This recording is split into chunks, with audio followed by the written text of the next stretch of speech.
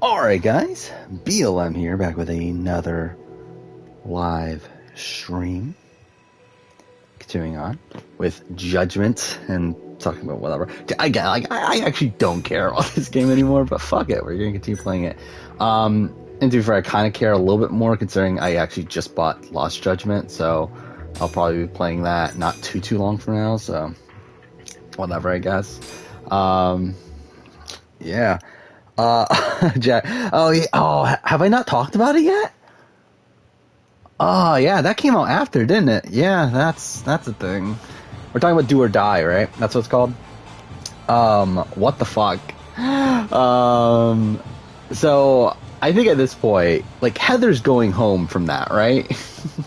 Like, there's no fucking way that's not. If someone does go home from it, I should say, I think there's no way it's not Heather. Because that would fully explain the edit that she's been given.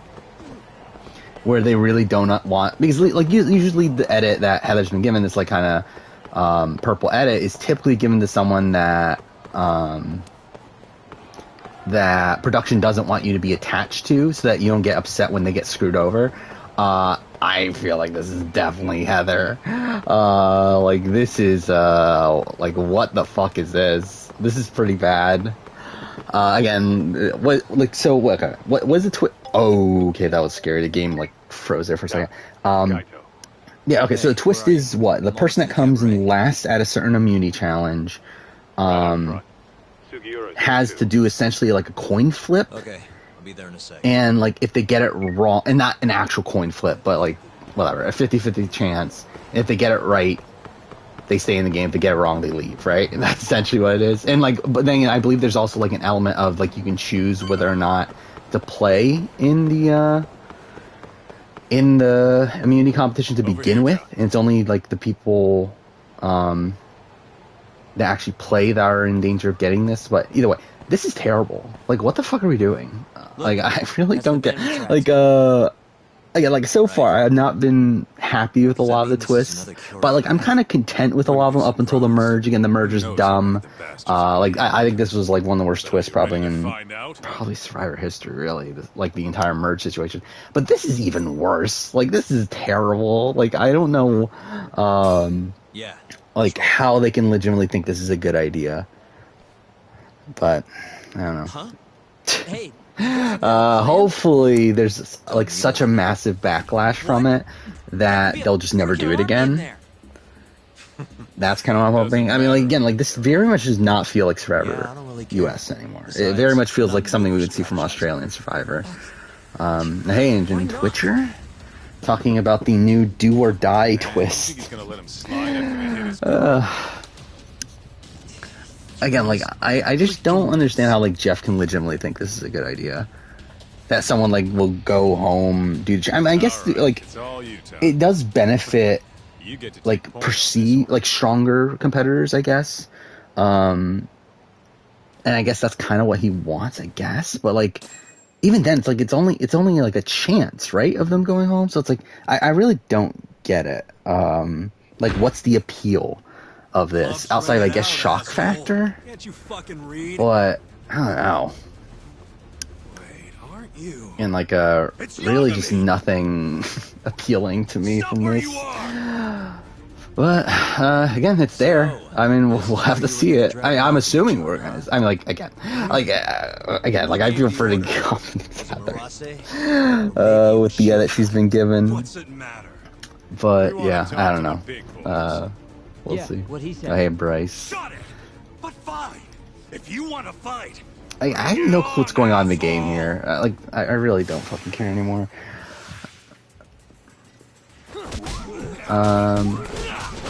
Yeah, outside of that, I don't feel like there's that much to talk about reality TV wise.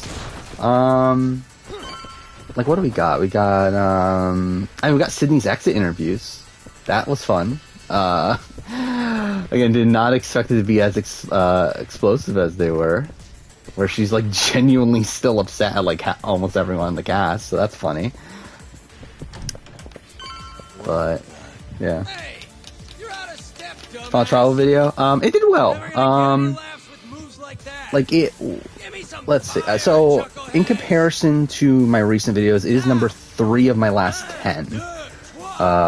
With the top 2 being the last 2 Survivor videos, which both performed extremely well. Again, Jeff Probst's least favorite player, whatever, and then the mid-season power ranking. It was actually on, like, through day 1, it was actually on pace with my Jeff Probst's least favorite player video, which was very impressive to me. Like, I really was not expecting it to do that well. It did have a massive drop-off today, though, which I was expecting. But, again, like, for it to match the Jeff Probst video for first day, it was pretty good.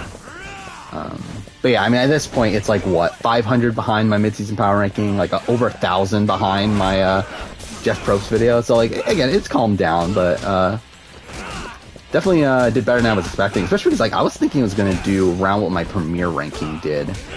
But it's like 2,000 views or so above that, I think, or so. Like, of where that video was at this point. So, again, like, definitely better, performed better than I was expecting.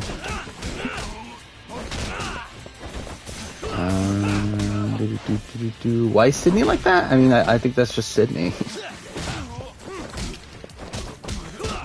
I mean, Sydney is someone I would love to see Sydney play Survivor again. I think it would be a lot of fun. You're not getting away. Like, I don't know if she would be invited back. Like, I don't think she's the... I don't know, she doesn't scream out to me as someone that, like, production's, like, in love with. All right, you've got this. But it would be fun.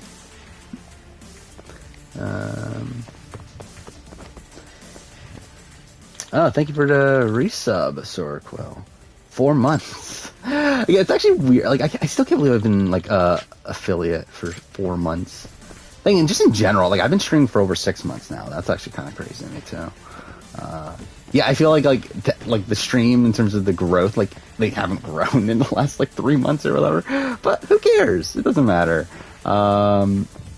What am I doing? I wasn't paying attention. It doesn't look like I have a key for the store. Okay, so where the fuck am I going then? Or do I have to find the key? I'm assuming I have to find the key. Maybe not. Whatever. Worst part of this twist is that once the immunity challenge happens, there's literally nothing you can do. Yeah, I mean, like idols don't work. No advantages. Again, like, at least with like on Sequester with fuck, we can't do that? Oh, there we go. Okay. On Sequester, there's the food chain round that's, like, a very wonky round, but, like, you can still save yourself through an LOS. Like, I feel like this would have been something that would have been very useful to have with this twist. What's the worst Survivor twist, in my opinion? I mean, I think this next one is very high. I suck at this. Yeah, and this was bad. Like, I mean, this is, from what we've heard, it's bad. Like, I think this is legitimately the worst twist Survivor's done. To where, like, someone is literally just taken out due to chance, and not, like, from, like, a rock draw or anything, which was, like, a rock draw that's perpetuated by the vote outcomes and everything. Like, this is just, like, out of nowhere. Like, literally the person who's last in an immunity challenge is going to be taken out randomly, or has a chance to be taken out randomly. I think this is really bad. What am I doing here? Whatever. I already said this merge round was also very bad. Like, I think this merge round would have been the worst up until this do or die, but I think do or die is worse. I mean, because, like, at least with this merge stuff, it's like no one's directly taken out solely due to that twist. Like, yes, like, again, Sydney gets very unlucky, and spoiler, I recorded my merge boot ranking and I talk a lot about that. But like, Sydney does get very unlucky with the way she goes home, and really does kind of get screwed over. But it's like there were things she could do. I mean, this do or die, like, there's pretty much nothing you can do. So yeah, it's shit. Like, I don't get why this is a thing. Oh, hey, what the fuck? I just finished the 3 episodes of Arcane we put on. Oh yeah, I forgot about that. Yeah, I haven't watched that.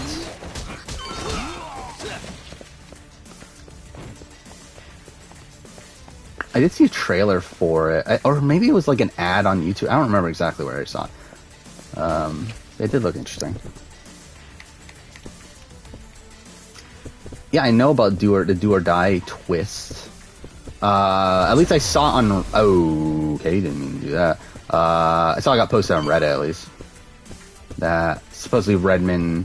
I don't think Redmond's like officially said this, right? I think this is from like his Patreon, but Let's see.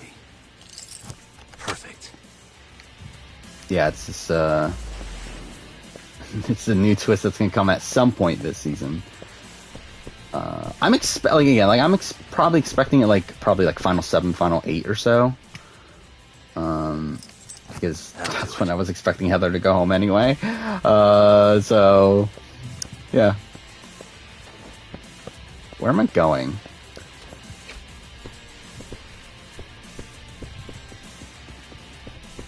Here. Oh yeah, I mean, Probst is definitely gonna eat this up, right? Talking to the camera and everything. And that was the thing that he talked about, is that he's gonna eat, one of the main things he's gonna do when he's talking to the camera is introduce new twists, and that we'll know about the twist before they do. And yeah, I mean, he's definitely gonna be hamming this up. I feel like the people on the street gonna love this. I feel like there's gonna be a backlash. I mean, again, I'm expecting Heather to go out from it. Again, that's what just makes sense from the edit. That's why Heather's been so buried in the edit, is because they don't want us to care about Heather by the time she goes home. But I still think there's going to be a backlash from it.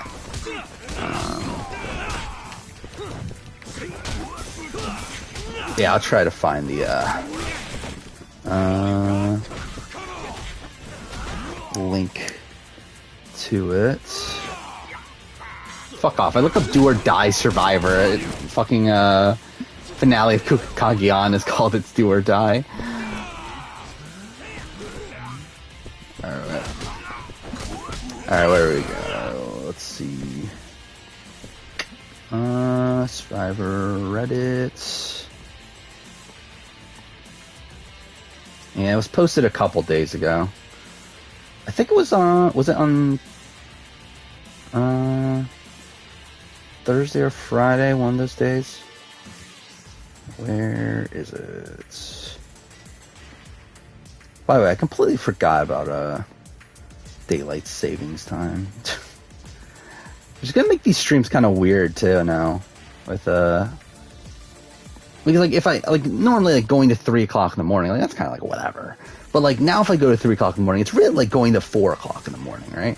So I feel like that's gonna be weird. Where the fuck is this post? Why can't I find it anymore? Alright, let's look this up. I guess I have to look up Redmond. Not that one. Where is it?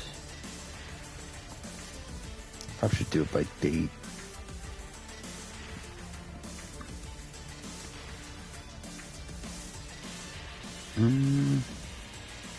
Alright. Why can't I find it anymore? I know it was there a couple days ago.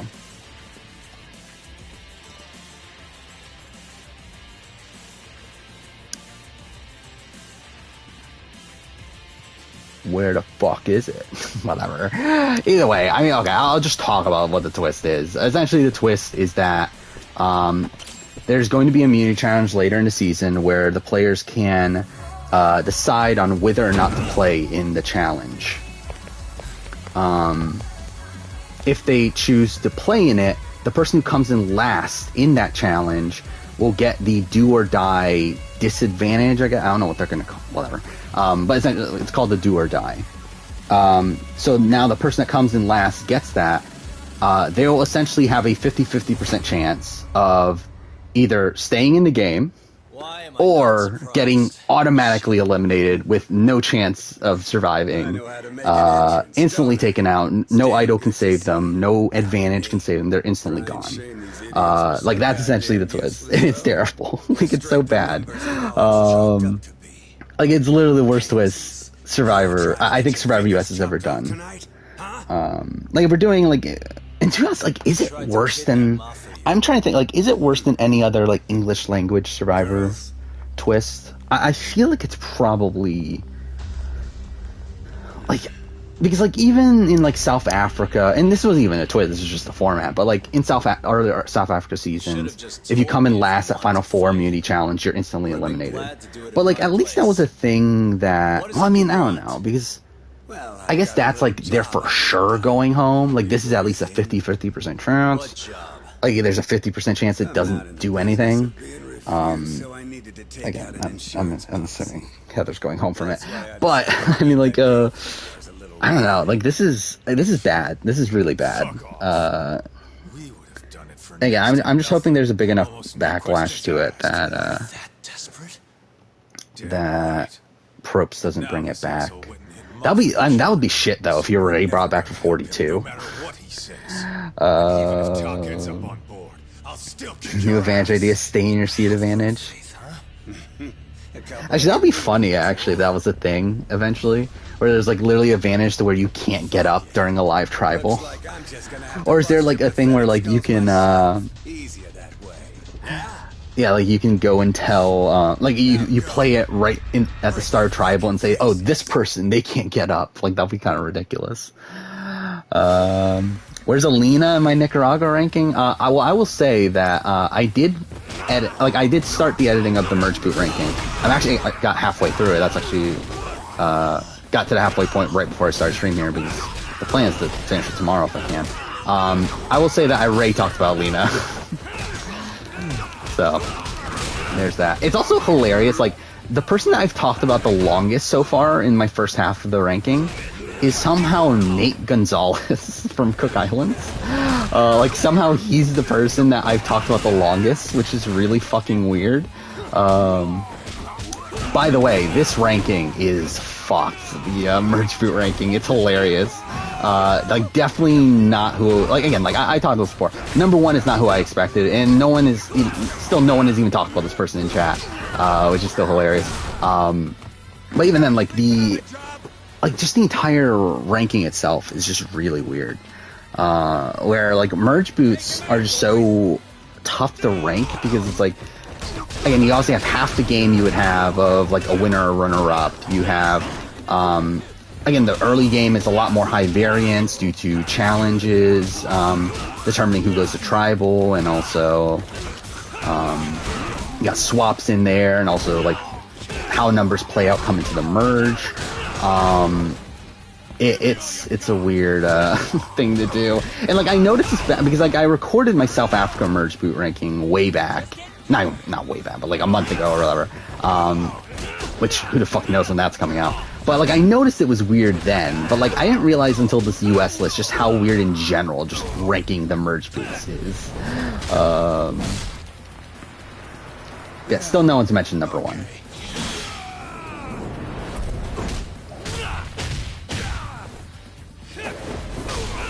Emote's not working? It should. I haven't changed anything. Oh wait, did they take off my emote? Wait, let's pause this real quick. Yeah, did they take off my emote?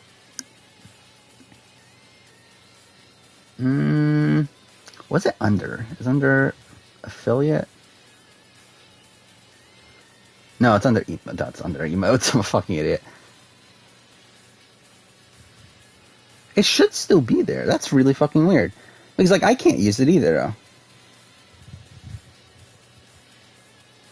Huh. I don't know what's going on there then. Oh, there we go. Yeah, you used it. It's not coming up on mine though. Like I only see.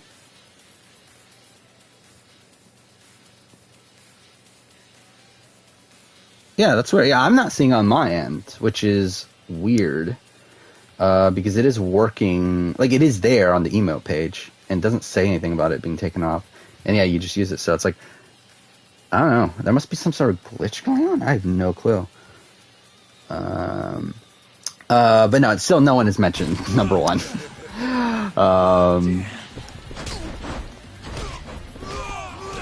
by the way, Nick Stanberry, I had no clue what the fuck to do with him.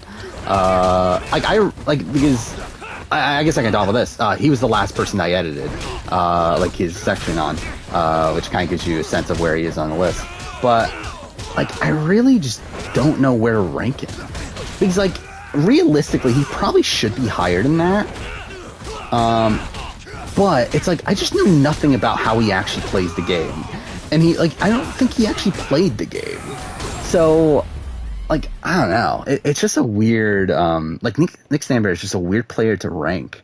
Because, like, he is technically in a good position if Lamina goes into the merge with numbers.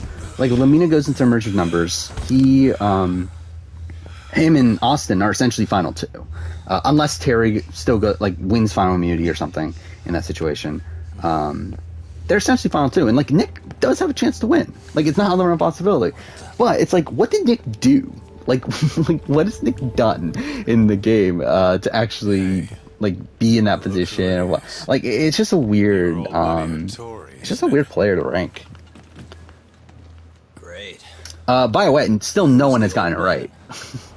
Yeah, I won't tell you when, like, I won't say it just because, like, I think it makes it more interesting. But, like, I will say that no one is still, like, has mentioned the number one person. You're the ones from the Yagami. That old man is the person responsible for all 10,000 employees in the Kajihira group. I will say that essentially the top tier of the list is, again, similar to my final juror ranking, where for my final juror ranking, the top of the list were people that I thought were, like, kind of screwed over by like twists or format changes or like wait, what am I doing here? Do I override this? I guess we do. Why not? Yeah, it's like people that were kind of screwed over. And it's the same thing for this list. So, yeah, I don't think it's again, it's not a person that people think about. Which I think is a shame, considering I mean, obviously they're number one in the ranking, so it's like I do think they played a good game. But anyway, at one point, the land it sits on. Again, still no one has mentioned. Again, like, I'm pretty sure like half of the merge boots have been mentioned at this point, and still no one has said it, which is really insane. Again, it's not Kelly Kim.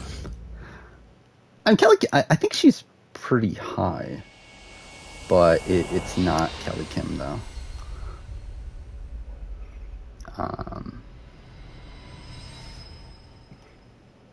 Not Jonas. I've actually already edited through Jonas' section. That old man is the person responsible for all 10,000 employees in the Kajihira group. Shigeru Kajihira. So he's the guy.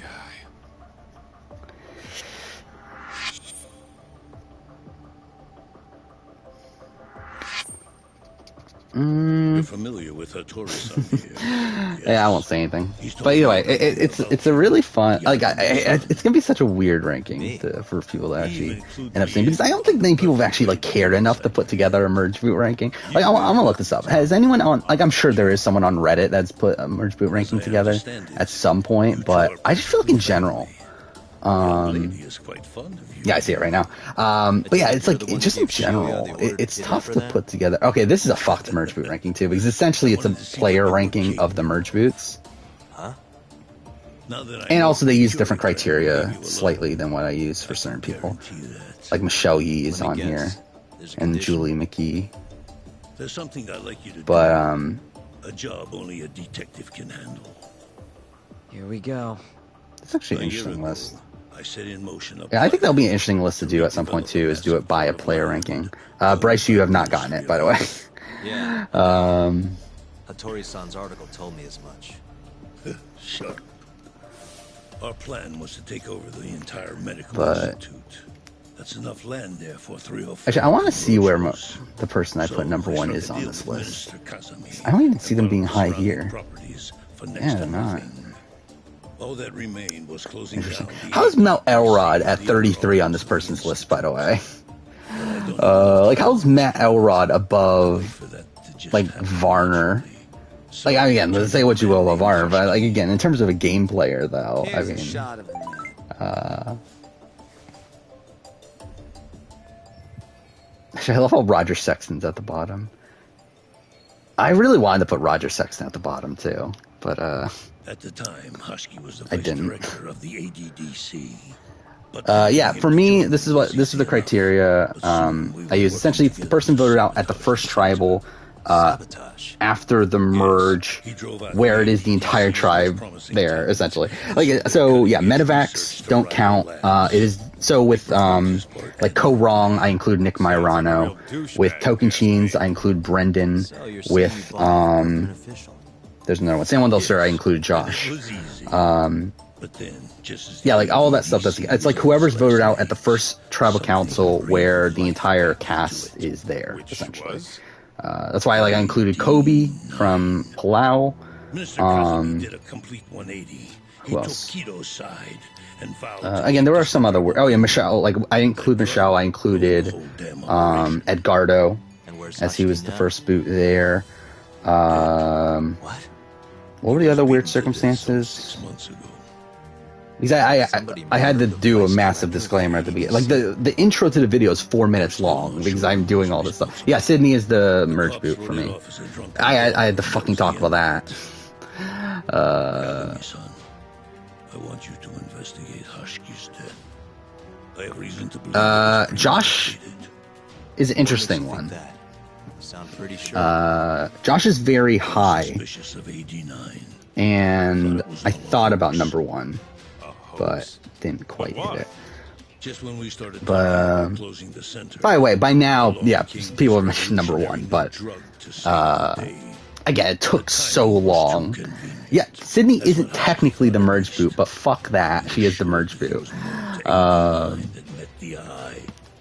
Like, I'm not gonna include. I'm not gonna put like the next person. Like I'm like, I don't know. It's like, I don't know, like who's it gonna be? I mean, it's probably gonna be like Evie or Nasir or one of these sort of people. It's like I'm not gonna include them on there instead of like Sydney. Like Sydney is definitely. Is Sydney better than Jessica Johnson? I think Jessica Johnson's a better player, but right now, I think in terms of the games that they play in their seasons, well, it's like, I mean, Jessica's probably also played a technically better game, but Sydney was more screwed over, though, I feel like. No wonder you're so hung up.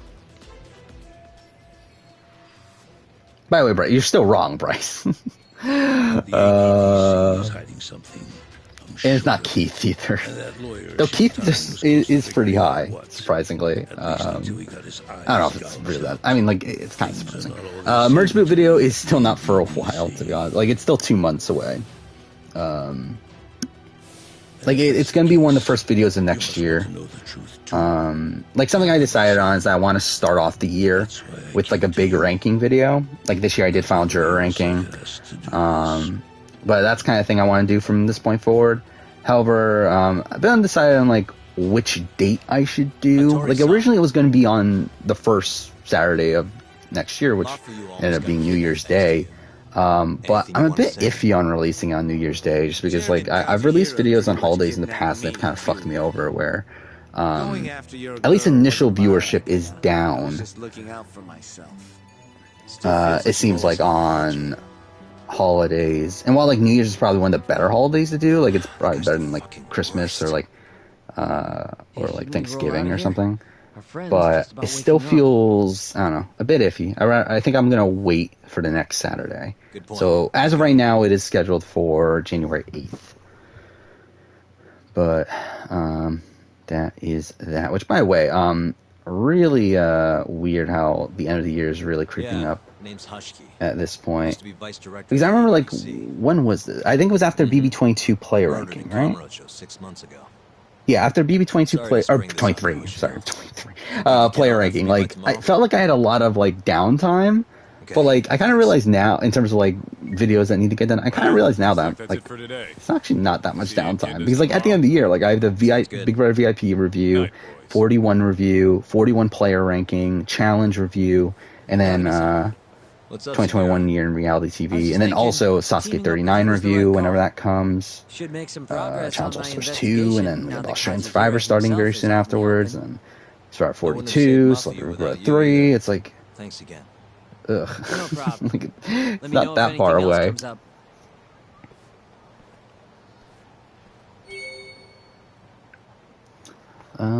What's this? I love how I literally haven't looked at the game for like a good 10 minutes at this point. I don't really care about views, but I also care about like maximizing potential, if you will. Like, it's like I don't care about views in the sense that like I'm not gonna make a video for the viewership. However, I'm not also gonna like release a video at a point where like it won't do well when I could easily just release it when it would do better. Like, it's like I don't care about viewership to the point where like I'm making a Death Stranding retrospective, where it's like I could have easily made a bullshit like Survivor 41 player ranking and got so many more views, but yeah, I'm just not gonna do that. But like, it's like if I'm gonna release a video that can get views, then like why would I not try to maximize that? But yeah, again, at the same time, I'm not gonna do. I saw this like one YouTube channel, this newer YouTube channel, Survivor YouTube channel that like does everything I don't want to do. Where it's like they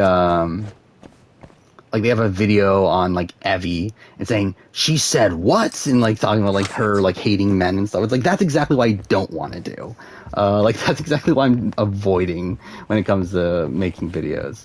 But yeah, I mean, like, I'm still gonna make the content I make, but again, still gonna try to make it do as well as it can. How high are Lex and Rory? Lex is like high-ish, like not super super high. But Rory's like kind of middle of the, like around the middle of the list. Again, like I end up like kind of defining tiers.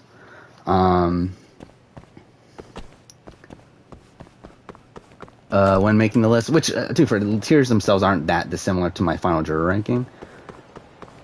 But it's like, again, like at the top's like kind of people that got kind of screwed over. Then you have people who,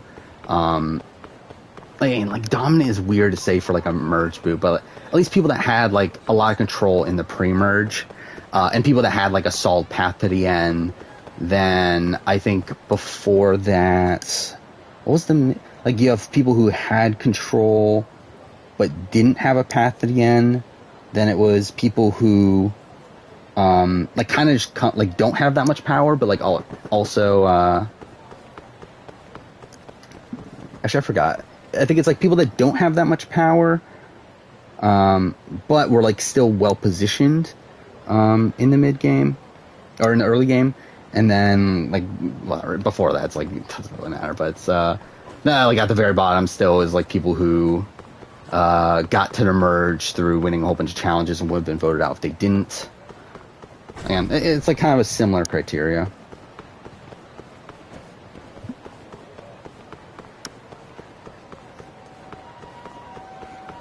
Oh yeah, Flynn Master said I'm his favorite. It's so weird. Like I really like. It's so weird. Like and both like Flynn Masters and like Nathaniel and stuff. Like I've said that like I kind of like inspire them to do this stuff. It's like it's really weird to me. When people say stuff like that, because again, like I don't look at my content as good at all. So it's weird that people actually like enjoy it to the point where like it actually got them into wanting to do stuff. Some dirt on Hoshki. Got evicted on an all-star org. Oh, is that the one that you were like top ranked? Yeah, after being top ranked. Are you gonna win through battle back? I heard the Kiore clan attacked Mafiu last night. I feel like that'll be an underwhelming outcome, though. She seemed happy. It'll be like Natalie Anderson winning. You came to the rescue.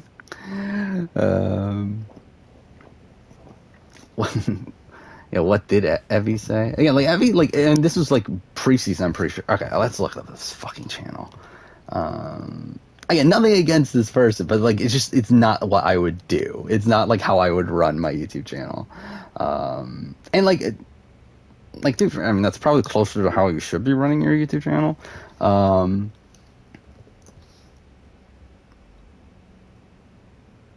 Fuck, this is running slow.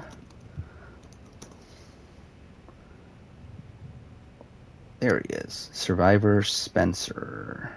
Which, oh yeah, that was hilarious too. I forgot about that. Yeah, he used one of my thumbnails in one of his thumbnails, which is bizarre considering it's a terrible thumbnail. Yeah, like Survivor 43 and beyond future theme ideas. He uses my Big Brother casting reality showdown thumbnail in his thumbnail, but it's like that was a terrible thumbnail. It's like it's hilarious to me that he, like, of all the things he used, it was that. But either way, yeah, it's just like, again, this is exactly what I personally wouldn't do. Let's see, most viewed. Oh, it is his most viewed video. It's the Survivor 41 cast member says she hates women. My thoughts. Again, that's exactly what I don't want to do.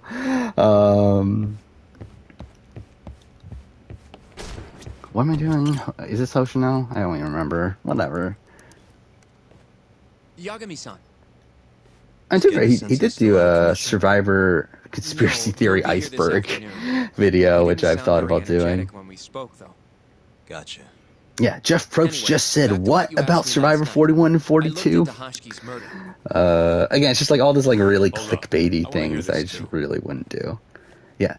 Survivor. Wait, was it? Ricard from Survivor 41 is an amazing person. That's one of his video titles. 51 years old at the time of his death. Yeah, why Nasir from Survivor 41 is totally screwed.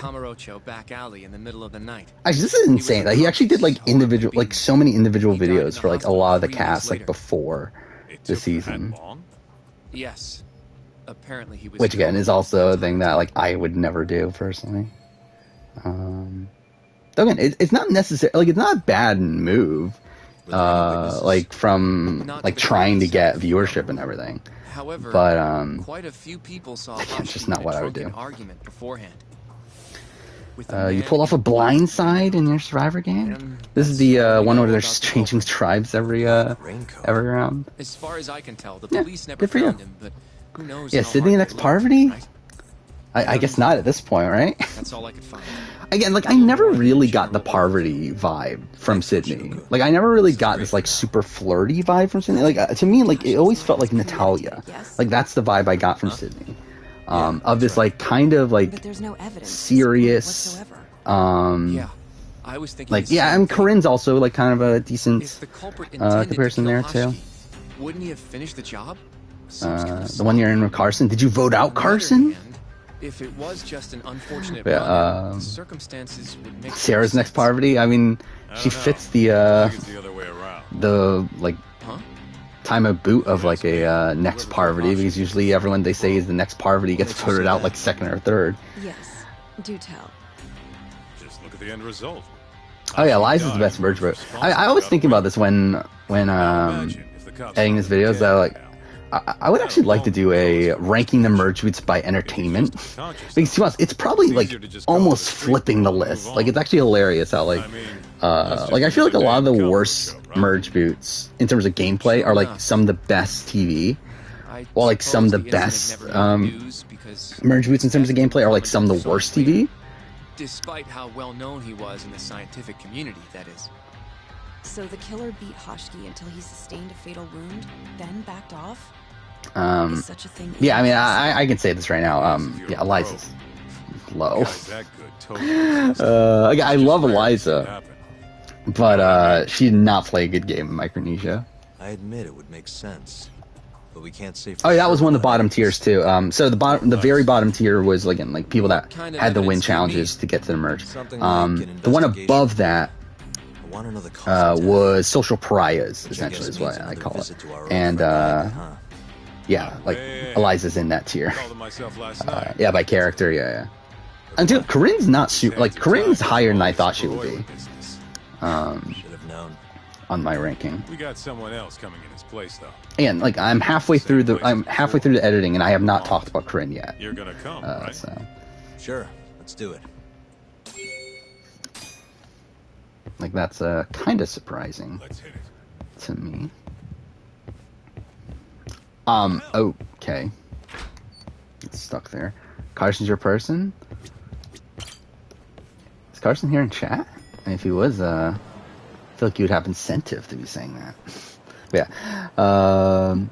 Yeah, I mean, that's the one thing. That's the one thing about Fair Play. I don't know, Fair Play. One thing about Liza that I talk about that put her a bit higher is that in that like social pariah tier is that she does kind of get screwed over by Fair Play quitting, where if Fair Play didn't quit, she would have had 5 people coming into the first vote, all voting for Parvati. Now, again, it's a question of like, does Parvati actually go home? Because supposedly Suri has talked about how she was pretty. What the fuck was that? But yeah, Suri was talking about how she was sticking with Parvati and Amanda even in that first vote there. So it would have been interesting how that vote played out, but that definitely did harm her positioning to where like after that she was screwed, where Suri 100% flips and she really had no. I mean, she had ways to maneuver, but like she wasn't able to maneuver through that situation. So, I mean, she kind of does get screwed to a degree, but again, like, I still feel like there's enough there that's mostly mediocre. Really, guys? That I couldn't put her too high. Come on, Doc. Let's get out of here. Is Corinne top 5 Gabon ranking? Let's roll, Doc. Maybe? I don't know. Top 5 seems high, but it's like, who else is in top 5? Like, I mean, obviously you got Marcus, Maddie, Kenny, for sure, top 3. I think. I'm sure. I'm just Sugar. Sugar's probably up there just because she did like control how the game played out. And then like I don't know, is Corinne? Who's the better player, Corinne or Randy? I think that's a question. I really don't know. Like I guess it would be Corinne, right? Like I think it is Corinne over Randy. Especially because, like, I feel like Corinne, like, wasn't... Like, even though, like, she's definitely not the best social player in the world, like, she was at least better than what you would think, considering a lot of her, like, biting, like, comments were unconfessional. And, like, at the final tribal, so it's like... All we gotta do now is meet up with I mean, like, Crystal... The tough thing for Crystal is, like, does Crystal ever win the game? Nope. And like how much like I mean, I guess actually yeah, Crystal may actually be above Corinne. Because like I do feel like Crystal's probably more active than Corinne, and also Corinne also probably struggles with winning the game. So yeah, I mean Crystal was probably above Corinne. But then again, like I feel like I don't know. I mean, like Kenny to me is just a much more active person. To where we do see like a lot of points where like Kenny's creating the plans, Crystal tries to execute. But yeah, I mean, I would still say Crystal's probably better than Corinne. So yeah, Corinne's probably not top 5. I think Corinne's probably top half still, though. Like, where the fuck is Bob in this ranking, by the way? I didn't even think about this until now. Yeah, Bob's probably... Like, is Bob even top half? Like, I don't even know if Bob's top half. Am I supposed to buy a drink? I'm not even paying attention. Oh, who's better, Sugar or Barb?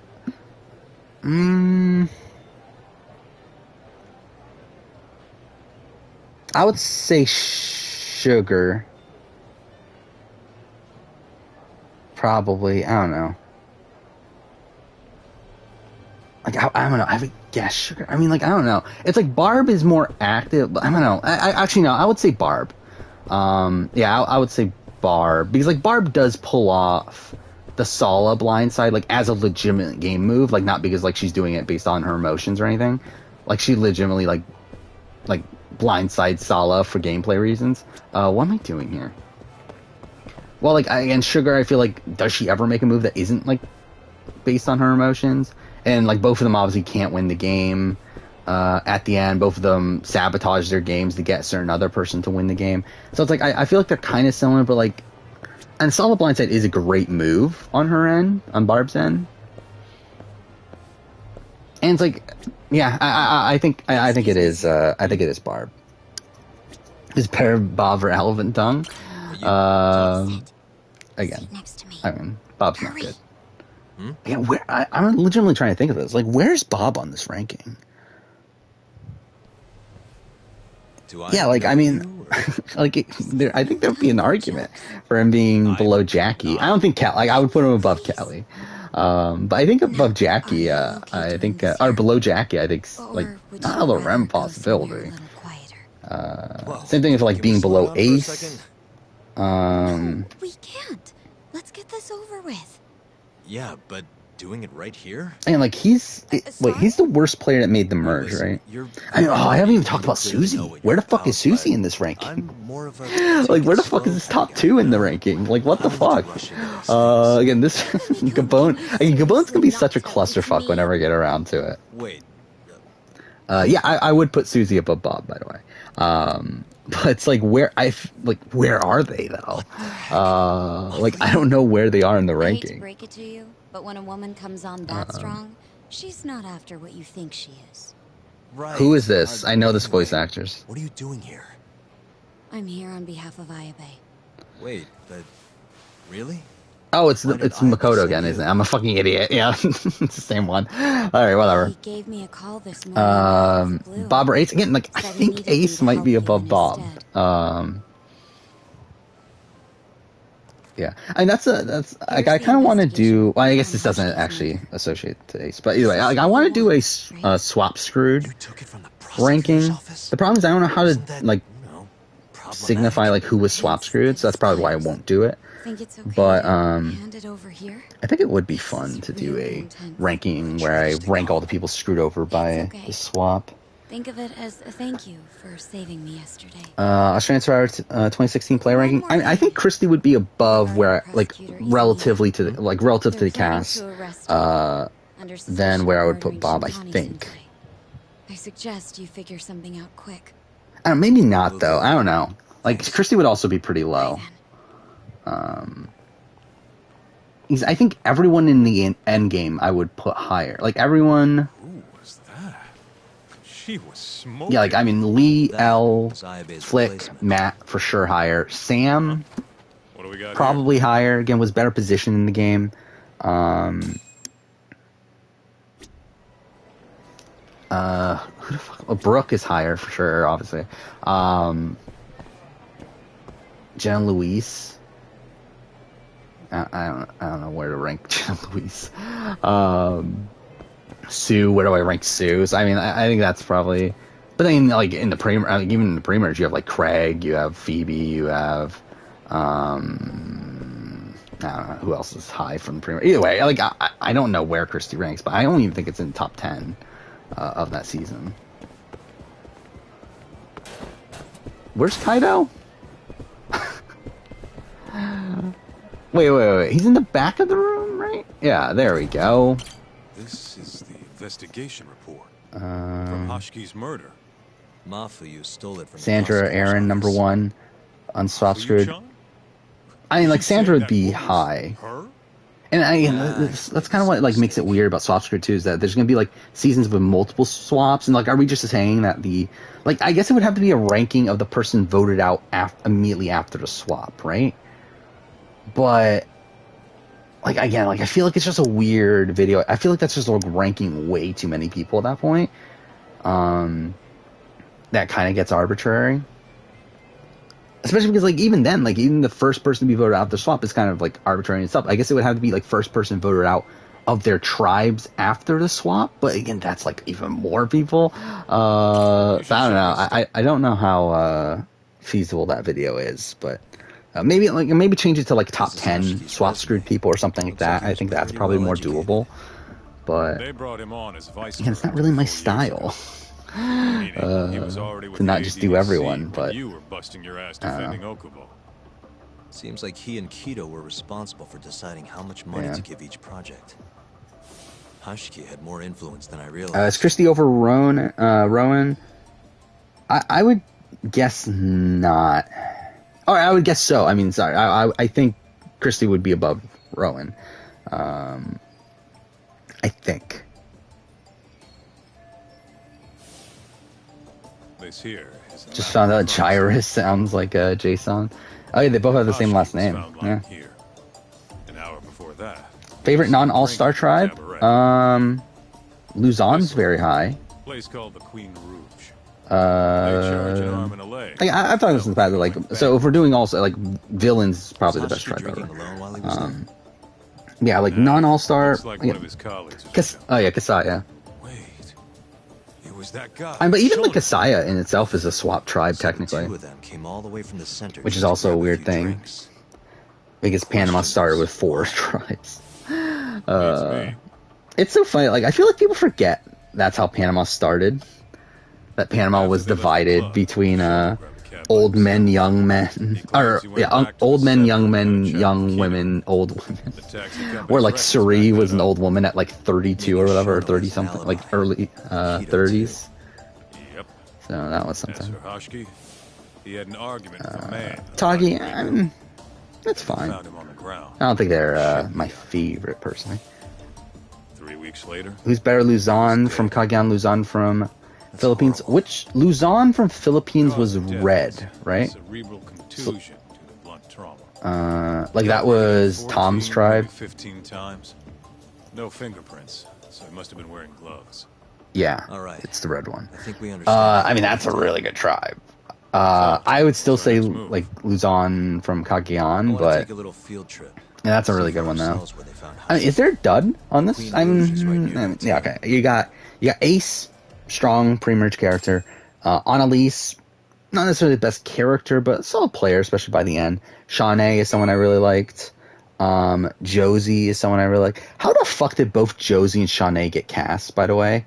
Like, aren't they like the exact, like they're both the same age, same archetype, like they don't look that dissimilar. It's like, how the fuck they both get on the same season and on the same tribe? Neil, probably the biggest dud of the bunch, but like still had an interesting, obviously gets rocked out and then also has an interesting story. You got Palessa, who's Palessa. Seamus, great first boot. Tom is Tom. I guess Vusi's probably the biggest dud there, but, yeah, it's a good tribe. It's a pretty fun tribe too. Like, I think if we're doing like solely just international Survivor, I think that definitely has potential to be number 1.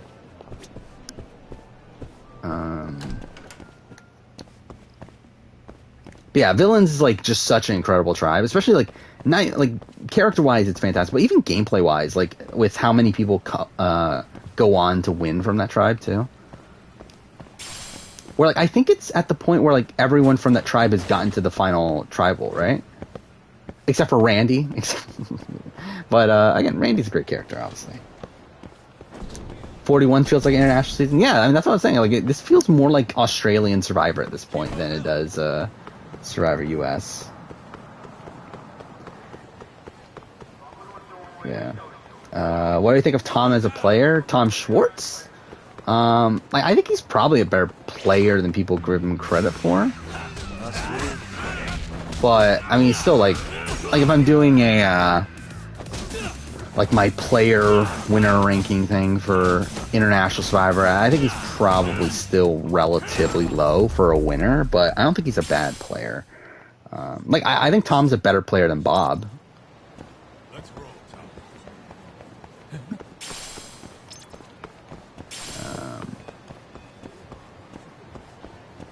Oh yeah, Jerry. I guess Jerry didn't make Final Tribal. It's so close. Wait, where am I going? There. I think it's disappointing too we haven't seen Jerry back since then.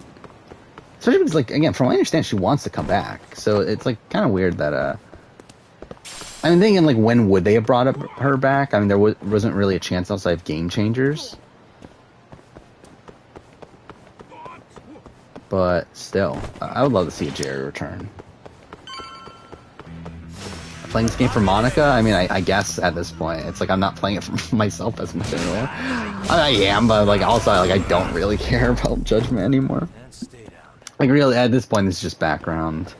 Yeah, I did just buy Lost Judgment, so it's like I guess I'll play that immediately, like after I'm done playing this. Not on stream, but like on my own. I'll play Lost Judgment after I'm done playing this on stream, but so I guess I'm playing it for that at this point, but I don't know. Kaito-san, mind playing the part of Hashiki? Best villain was even on the villain's tribe. He was around here, yeah? Who are we referring to? I don't remember. Who's on Heroes? Wow. What we got, like JT? Lifeless. You could get a job doing this. Oh, shut up. Should Rupert have been on Winners at War? That would have been hilarious. I know that was the thing that was talked about. Was like, should he be on there? Shono gets in a cab. Hashiki stays and argues with a man in a raincoat. Did I feel bad for Tom Schwartz for how he was treated on season? Not really. I didn't feel bad. Shono got in the car and show us straight. Like, I mean, you can definitely tell he's like kind of off socially. So like, I get why like people were annoyed by him, but maybe this is always where the murderer plans. Yeah, like I never really felt bad for him, but say that? I don't know, just a hunch. Interesting that like it did turn around by the end of the game. Anyway, how's Candace a hero? I mean, she wasn't. Again, like I mean, Candace, like again, like now it's pretty well known. Like Candace was a villain, and then they, but then Parvati was a hero, which is also the weird thing to me. Yeah, it's like they originally, even like when they were sent out to the island, the plan was Candace was going to be a villain, Parvati was going to be a hero, and they even had the clothes, like blue, like Parvati had blue clothes, Candace had red, and they swapped at the last second because they had too many Micronesia people on heroes. But it also means like, how the fuck is Parvati a hero? Like, I mean, I like to me, it's like I feel like villain still fits her better. Stuffy, honest scientists come. Yeah, it doesn't really. Hashiki wasn't exactly honest. Makes sense to me. I was on Kajihira's payroll. Remember? Especially because like so much of her Micronesia storyline is her being like the leader of the Black Widow Brigade and them pulling off massive blindsides and everything. But like she also like it's not like a Cerise situation where Cerise also like portrayed as like this normal person who got off the couch, like that sort of thing. It's like at least that's the thing for Cerise. It's like with Parvati, like there's nothing really heroic about Parvati. You know a Hashiki from the ADDC? Do I think Micronesia people would have been? I think Micronesia people would have been in danger. I think Parvati is probably even clearer of a first boot for if she was on Heroes. I think she has no chance if she's on Heroes, right? He got beaten to death 6 months ago. Who are you?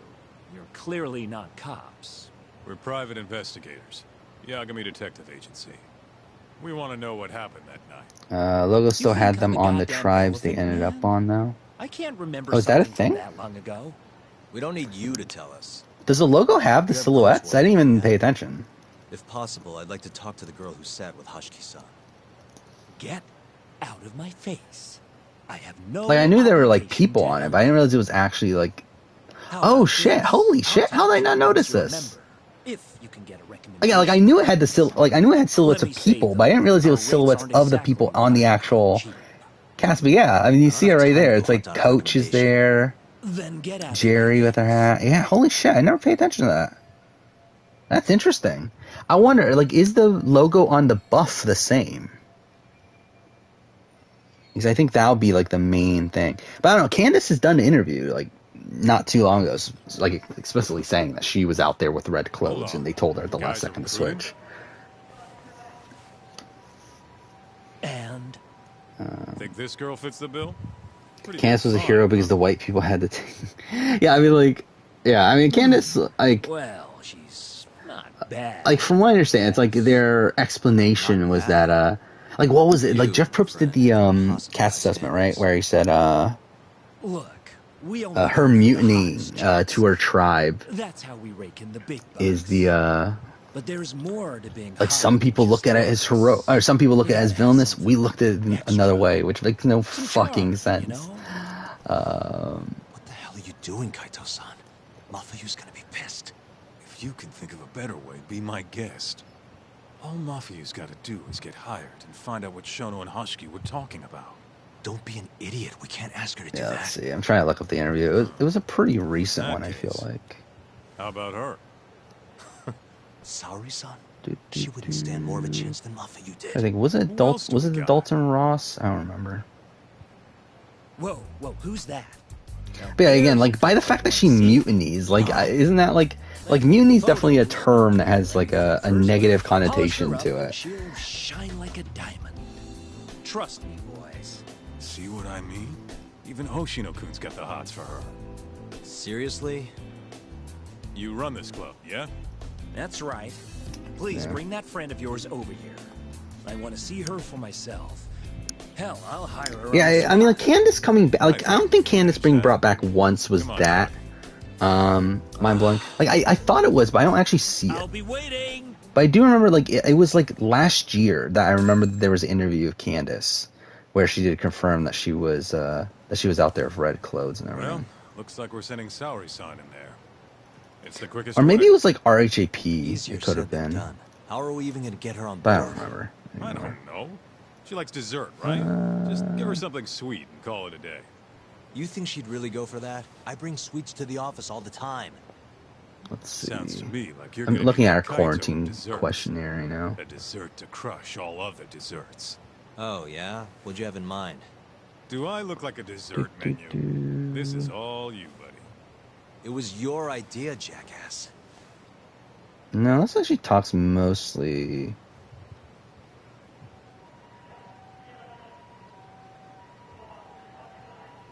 And she does talk about it, but she doesn't say that she was originally on the villains here. She just talks about how, like, no one's looked at her as a hero. Didn't believe Mark. Okay, yeah. I don't really see it here. Yeah, I'm pretty sure this was recently, though. Where she talked about having the clothes. It's not there. Yeah, I'm just scrolling through it. I don't see her. Anyway, I'm pretty sure she has said it at one point. I don't know exactly which interview it was, though.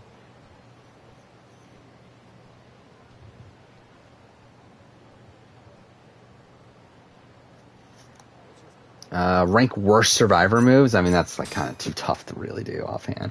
I think if we're talking about like objectively what is the worst, then like Wu taking Tony.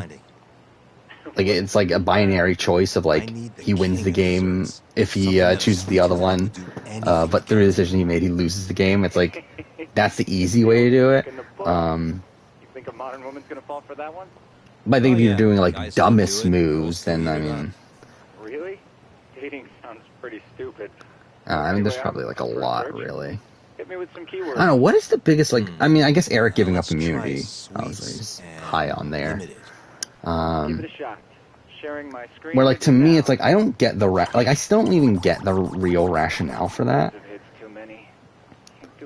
Like, what, like, because, like, most bad moves, like, I feel like you can logically explain why they thought it was gonna work. Like, I don't even get why Eric thought it was gonna work. Like, I get that he thought giving away immunity was gonna gain him, like, leverage with, like, Suri and with, Amanda, in terms of, like, potentially getting the jury votes or whatnot. It's like, but I really don't get, like, how he actually thought that was gonna work.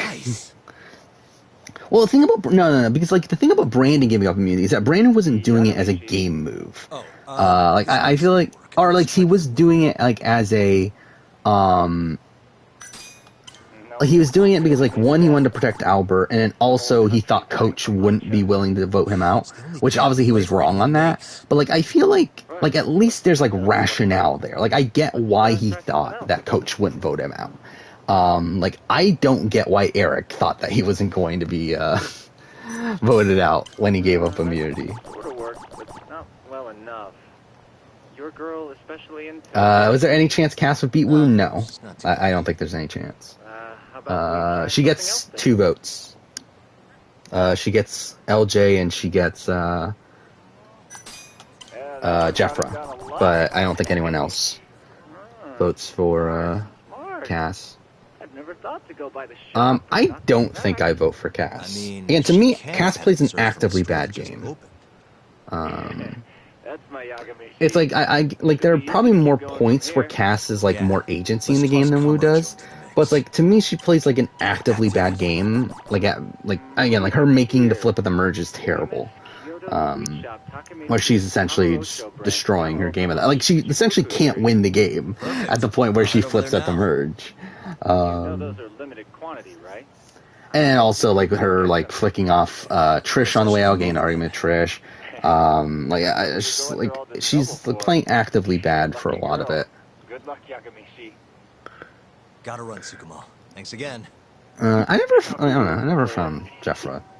Like, I don't know, Jeffra's not really my type. Yeah, it's funny that, yeah, again, happened with Derek, like, immediately afterwards, where Cody takes Derek. But then, at least in that situation, like, I get it. I mean, to be fair, I get the Wu situation, too, though. It's not, like, to me, it's not, like, the dumbest move, necessarily. But, though, to be fair, it is worse. Like, I do think Wu taking Tony again is worse than Cody taking Derek. Where, like, yeah, Cody and Derek are, like, legitimately best friends and talk to each other, like, every day and, like, now have a podcast together and all that stuff. Like, they're legitimately, like, good friends. And, like, they knew that they were going to be good friends. And, like, for them, it was, like, is it worth, like, cutting my best friend to win this game? And, like, I don't think Cody thought it was. So, like, I get it. And also, there's also the thought of, like, Victoria could also win due to the pact that they made, which it's like, at that point, like, makes it even more pointless for him to flip. So, like, I get it from Cody's end. From Wu's end, though, again, it is a binary choice of, like, he wins or he loses based on his choice. And also, it's like, it's not even like him and Tony were that close. I mean, they were close. Like, I mean, like, well, Wu thought they were close, at least. But, like, Tony, like, definitely thought about voting out Wu multiple times this season, and would have voted out Wu if he won immunity. Like, if Tony won final immunity, he's voting out Wu and taking Cass at the end. So, again, like, again, like, in the Cody-Derek situation, Derek was taking Cody to the end. Like, Derek was legitimate about, like, them going to the end together. So, it's like, again, to me, it makes more sense for Cody to take Derek to the end than, for Wu to take Tony. Imagine if Steve took Vanessa to the end. Like, what the fuck is that season at that point? Like, I feel like that makes that season, like, a lot worse. I feel like some of the appeal of 17 to me is the fact that Vanessa does lose. Where, like, I feel like Vanessa just wins and, like, Steve takes her to the end, and it's just kind of like, eh. Man, only one per person? But yeah, I mean, Steve would have lost, though. At least I got one. Mind you, Steve would get votes, right? Like, I mean, Steve would get Austin. I mean, is that it, though? Like, does he get Shelly? I think he might get Shelly if Shelly feels bad. That, like, as, like, a sympathy vote. But, yeah, I mean, definitely, Vanessa wins, though. Oh, Jackie. I forgot about Jackie. Jackie would have voted for Steve. Because for some reason Jackie thought that Steve was the best player or whatever. Man, only one per person? Yeah, I don't think he gets Becky. I think Becky votes for Vanessa. At least I got one.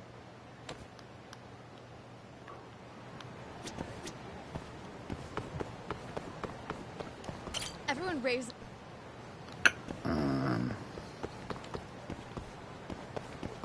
Oh, it gets sweets. Where do I do that?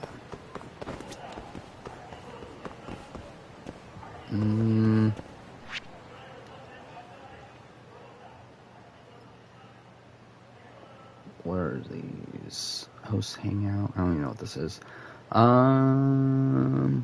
Where are my sweets at? I guess, do I go to convenience store? Family office, game center. I guess I have to go here. I don't know. I don't think the twins are not voting for Steve. The twins are for sure voting for Vanessa. I think those are, like, locked in votes for Vanessa. Like, I think it's more likely that Becky votes for Steve than either of the twins. Especially Julia. Like, Julia, I don't think there's any way Julia doesn't vote for Vanessa at the end.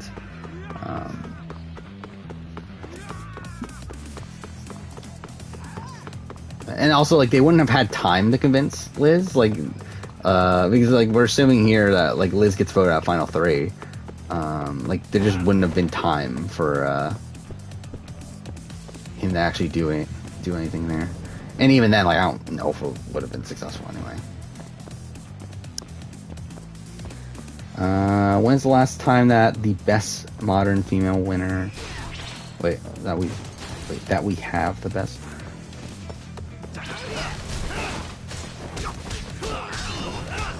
Oh, well, like, when it comes to Survivor, I mean, like, Sarah's good. I mean, she's the last female winner of Survivor. I mean, not the best. Again, like, I feel like the best is still Kim Stradlin. But, like, yeah, and Sarah Lucina's really good. Big Brother. Oh, we're talking about, like, best player? I don't even know. Anyway, yeah, then, yeah, probably Nicole. I don't know, wait, so we have... Yeah, I mean, it's just Casey and then Nicole, so yeah, it'd probably be Nicole. Hi. Like, are we talking about perception? Because, like, even then, like, Paris was not well, liked at the time. Like, at the time of BB Can 6, like, everyone, like, most of the fan base was rooting for Kayla to win. And there was definitely a vocal group that was upset that Kayla didn't win, and so that was a bitter jury. What am I doing here? Okay, I guess there's no sweets here, is there? God damn it. Ah, fuck off. I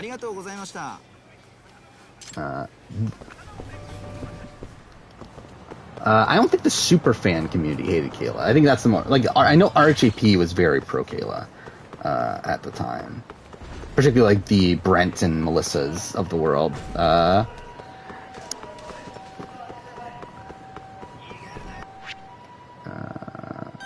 To the point where I'm pretty sure in the finale podcast they were very upset that Kayla didn't win, and we're talking about how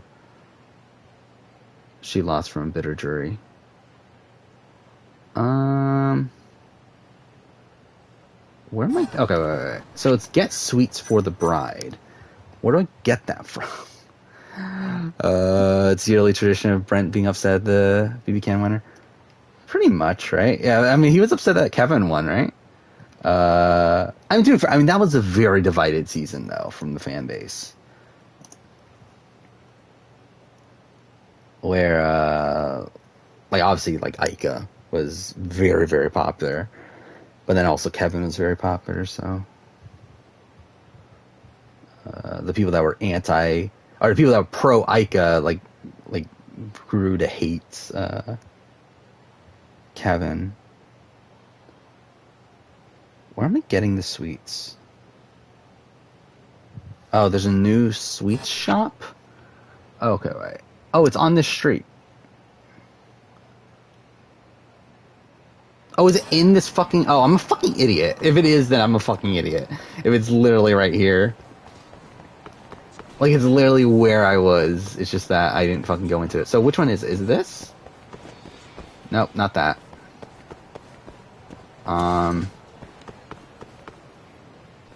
There we go. Look, pal. There we go. I'm definitely paying attention to this game.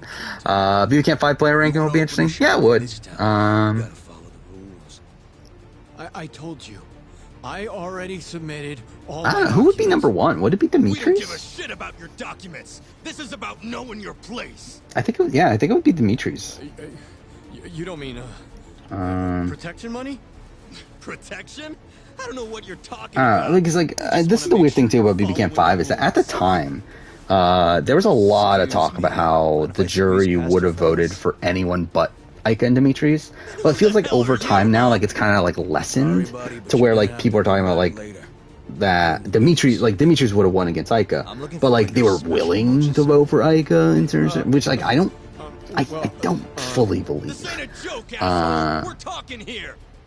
You better beat it before this gets ugly. But if anyone needs to beat it, it's you. Oh yeah.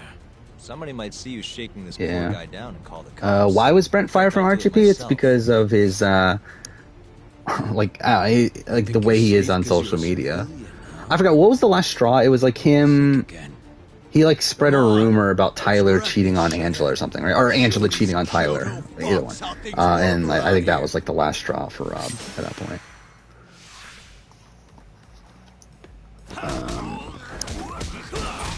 Yeah, I think Dimitris would be 1. Like, would Aika be 2 over... I think Aika would probably be 2, and then Kevin 3. I don't know. Would Kevin be 3? I don't know. Kevin's just such a weird player to rank, because it's like if he hadn't broken the game, essentially, by, like, realizing what competitions would be at the end and studying the type of questions that would show up. Like, if he hadn't done that, like, he played a bad game. Like, but, it's because of that he's, like... Hey, thank you so much, sir. He's better, but it's like, I don't know exactly how much better. Like, because, I mean, who would be after that? I mean, after that would probably be... My apologies, sir. Dre? We're all sold out for today. And William? Sold out? Damn it, I should have come sooner. Or maybe it would be Bruno? I don't know. I think I have one. Huh? Is Big D the worst player to make jury? Yes.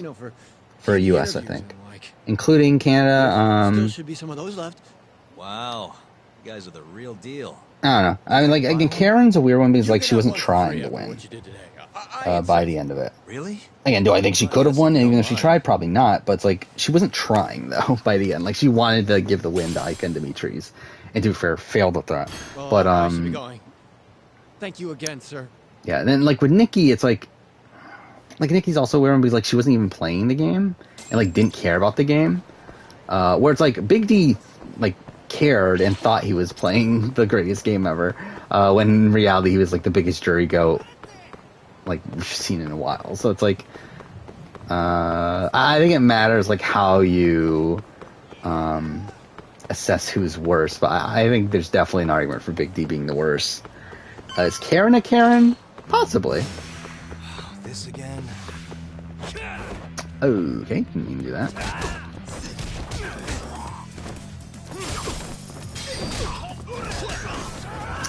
Karen could have beaten Aika and Dylan.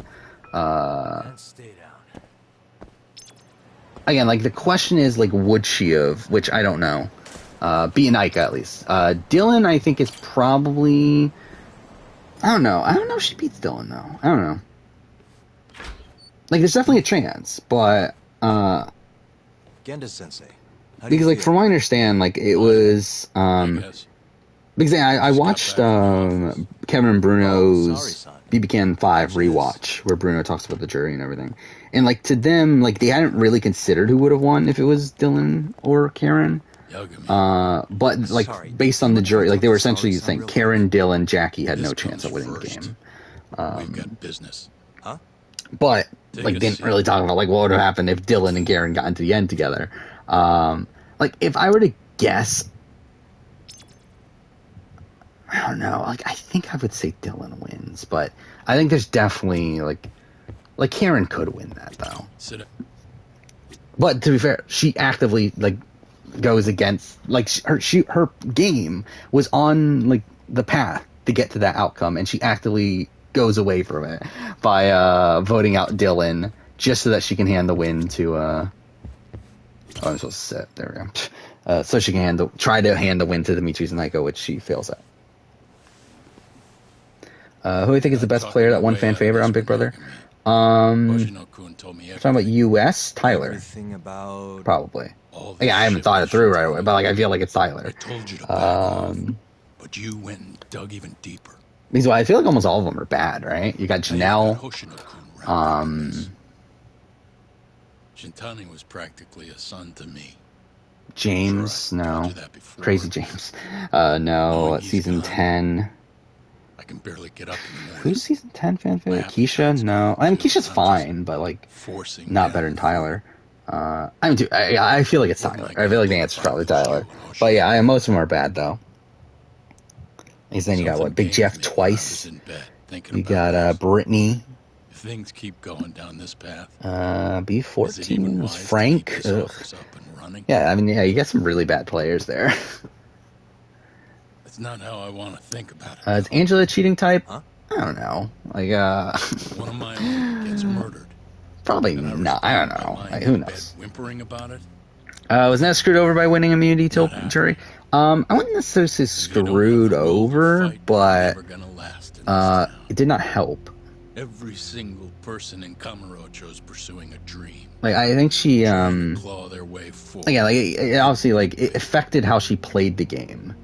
If you don't want to get your ass, it made her a bit antsy, and it's kind of similar to what happened with, like, Danny Donato with, even if you have to BB-13, where she was given, like, the golden key in the first week, and through that, like, kind of got upset that she wasn't able to play the game, so, she, like, tried to play harder and stuff because of that, and I feel like Neto was in a similar situation. about this, aren't you? So I don't think it inherently does, but I think it indirectly kind of screwed her game. Yes. Good. Yeah, I mean, Jeff's obviously, yeah, so, like, even if I'm saying, like, Jeff is twice as good as he normally was, like, would he still be better than Tyler? Probably not. Yeah, James, BB-17. Who's BB-16? You got, no, not Zach. It was Donnie. Thank you. No. BB-15, Alyssa, no. No more victims. BB-18, Victor, no. I mean, it's Tyler. I'm pretty sure it's Tyler. We'll be careful. BB-19, Cody. As for the next... Yeah, what the fuck is it? Like, I should do that at some point. Rank every fan favorite. From Sari-san. They're all, like, most of them are pretty bad. Good, aren't they? By the way, there's something I need to ask. What, 21? Was Nicole Anthony? Absolutely not. Oh, come on, Sari-san. You ate all 22 Devon. Yeah, really. It is really bad. Oh, Tiffany. I forgot about Tiffany. I still think Tyler's better than Tiffany, but those are the top two. What that club owner sees in you is yeah, I think Tyler, Tiffany, Keisha. It'll be fine, Sari-san. We're not asking you to I feel like there's another good one in there. No. If we got you a new dress, you'd look the part. It'll be Who one else of is those. there? I mean, Brittany, if it was BB-14, would have been a good one, but BB-14's kind of like, eh. No, BB-18 was Victor. Which is not good. What about that mochi? I'll get you some more if you do it. Who's the other good one? No. Was there another good one? Am I just not? I think she's gonna budge, Yagami. Oh, I mean, I think I was thinking of Donnie, but like Donnie's like kind of, yeah. So I think really there's only 3 decent ones. What do you mean? Not that serious. In terms of gameplay. According to Jay Vatters, Victor's a better player than Tyler. No. Well, I mean, obviously he's right. Just what did I think of Thomas? I don't know. I don't know what to think of Thomas, to be honest. Where, yeah, if we're including Kiefer, then Kiefer's like a good one too. But if you'd look a little closer, maybe you'd understand. Actually, it's funny calling Kiefer. I don't know. Like Kiefer's like, I don't know. Kiefer's such a weird player because like he's like a player that has like such high highs but also has low lows. But it's like he's still like I guess I could give it a try. one of the best players from his season, if not like debatably the best player from his season, which is insane. Tiffany versus Eric, who was most screwed? Eric. Because Eric was literally screwed. Tiffany chose to be screwed. Again, like obviously, like, okay, all credit to Cookout for doing what they did, but still, it's like Tiffany like had the choice on whether or not to go that route. Eric didn't have the choice. Like Eric literally was told, if you say no, you're not going to be on the season, and then he gets on the season and is forced to do these things. And if he doesn't, then he's also like threatened with being eliminated from the game.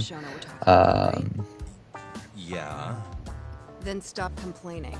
Becoming the best will. Yeah, I mean, like, yeah, Kiefer's highs came from the cast being really bad.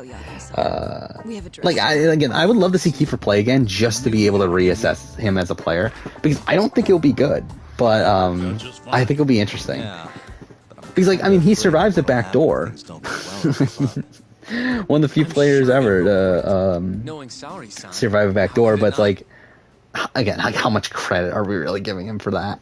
Like, obviously you have to give him some credit because, like, he does do good work, but it's like also like it was Beth, the Jet, and Ty that he convinced, Yagami-san, who are like 3 of the most indecisive players in the history of the show. On Showa Street. That's where all the hostesses in Kamurocho buy their clothes. And why do you know that exactly? Would I still have Ty over Kiefer as a player? I think so. Especially if we're talking about like in the grand scheme of things. Like we're talking about on the games that they played on that season, which is what the player ranking would be. I think it's probably closer. I don't know. I'd still say Ty. But yeah, like in terms of the like overall season, or in terms of overall player ranking, I think Ty's definitely higher than Kiefer. Yeah, that's the thing about Tommy. Like, I find him really hypocritical. Like, talking about he really just bashes Megan every opportunity, but then like also says how much he loves her and how much he cares for her. It's like it's really weird.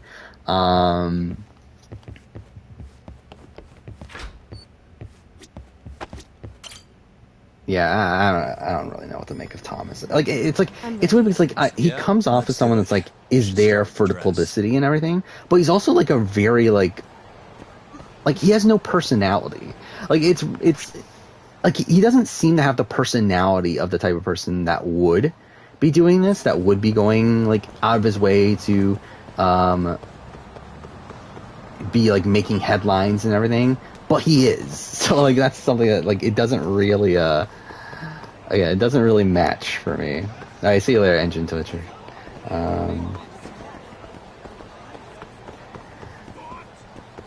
Yeah, I mean, the cookout, like assessing them as players is tougher because none of them were playing in their best interests, I guess. I mean, like, yeah, Xavier was, but it's like because the cookout was in his best interest. But yeah, like none of them were actually able to play individually, though.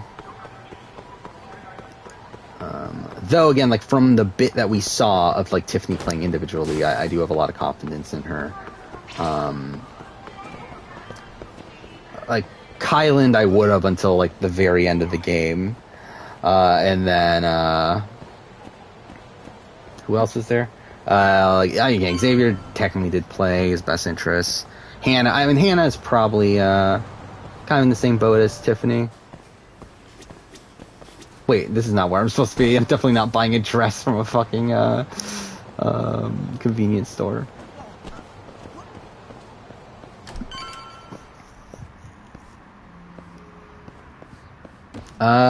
Did Xavier say Tiffany played well?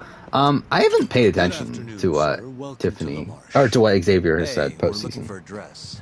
Specifically one for a club called though I know Tiffany has talked about how Xavier's played well postseason. Now then, our dresses are right this way. Is the Sovereign Six the worst alliance? I don't think they're the worst alliance, but they're not great. I'm not even gonna bother with this. Like I don't care. Derek, oh yeah, I did see that Derek X started a vlog channel. Are Alyssa and Xavier dating? From what I understand, no. But obviously there's a lot of rumors out there. Hold on a second. I don't usually dress like this. What do I think of Dane? It almost feels like we're on a date. Kind of mediocre. Happy about that. He just seems like he's pretty much who I expected him to be coming into the season. This guy who's like very loyal, gonna tell people the truth. Again, the fact that he's like literally telling everyone, like essentially he's telling people who he's voting for. It's not great, and especially like considering he is like looked at as a physical threat. I would guess he's going home. I preferred to keep to myself. My classmates often relatively soon. Like, I mean, at least from a game standpoint, it makes so much sense for Luke to get rid of him.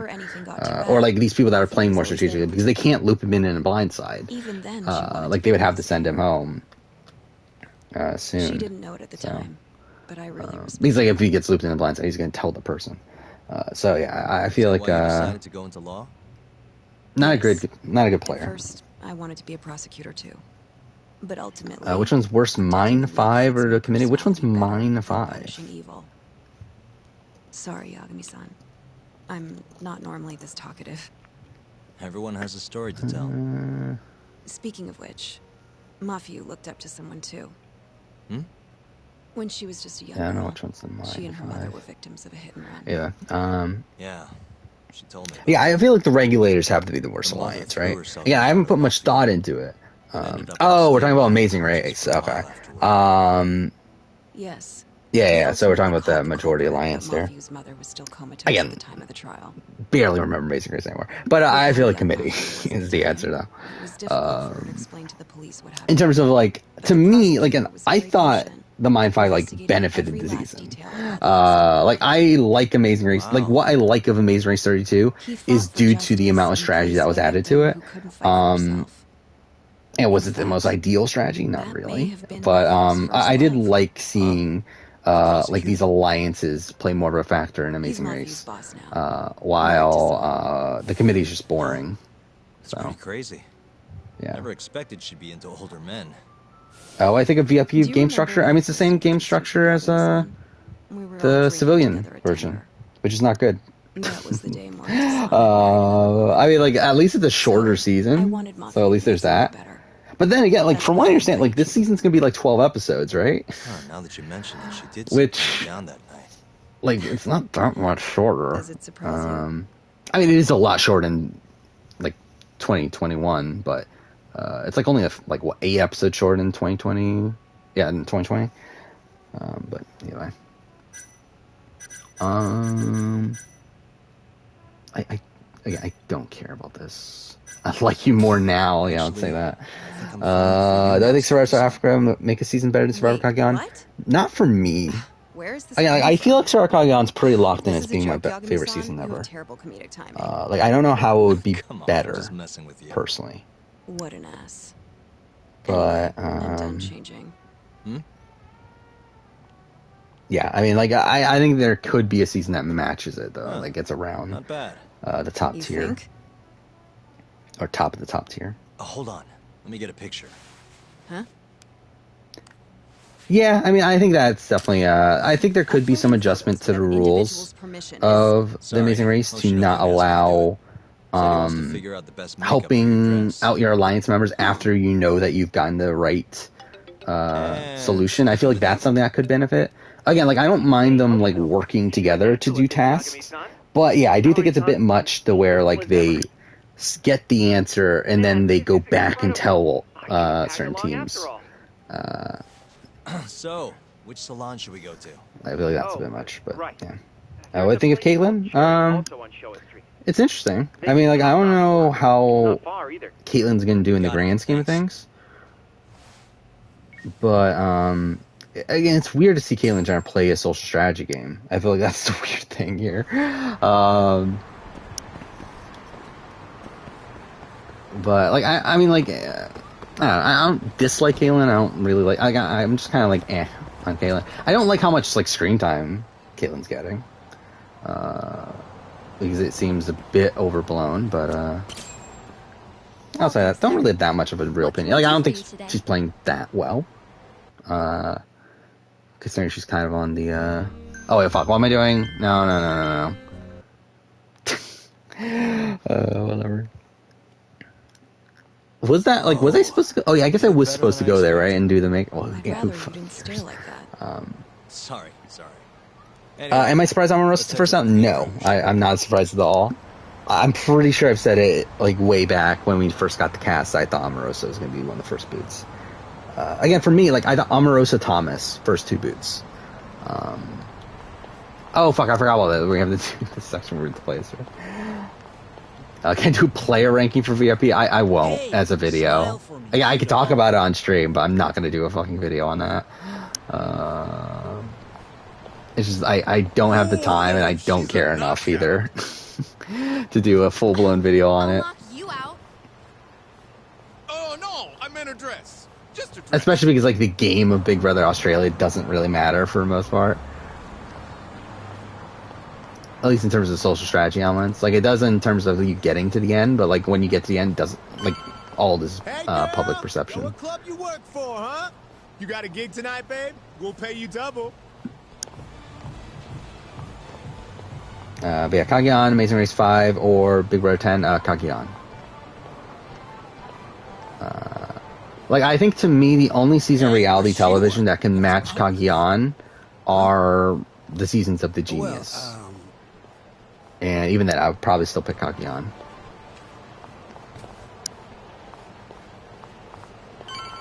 I do think Amazing Race 10 and BB10, or Amazing Race 10, Amazing Race 5 and BB10 are like not too far apart from each other though. Because I actually really like Amazing Race 5. It's you. Like I think Amazing Race 5 is like the best season of Amazing Race, and it's like not even close. Like I think it's like one of the best like seasons for reality television ever. Like BB10, like I really love it. It is fantastic, but also it's like I don't know. Like I don't know how much like further ahead of like every other Big Brother season it is. Like it's not that massive of a gap, I don't think. Do I think Luke is a ham? Yes. But that's what kind of makes him great. This is Saori Shirosaki. This is so ridiculous. Like when you don't put any makeup on her or anything, it just looks dumb.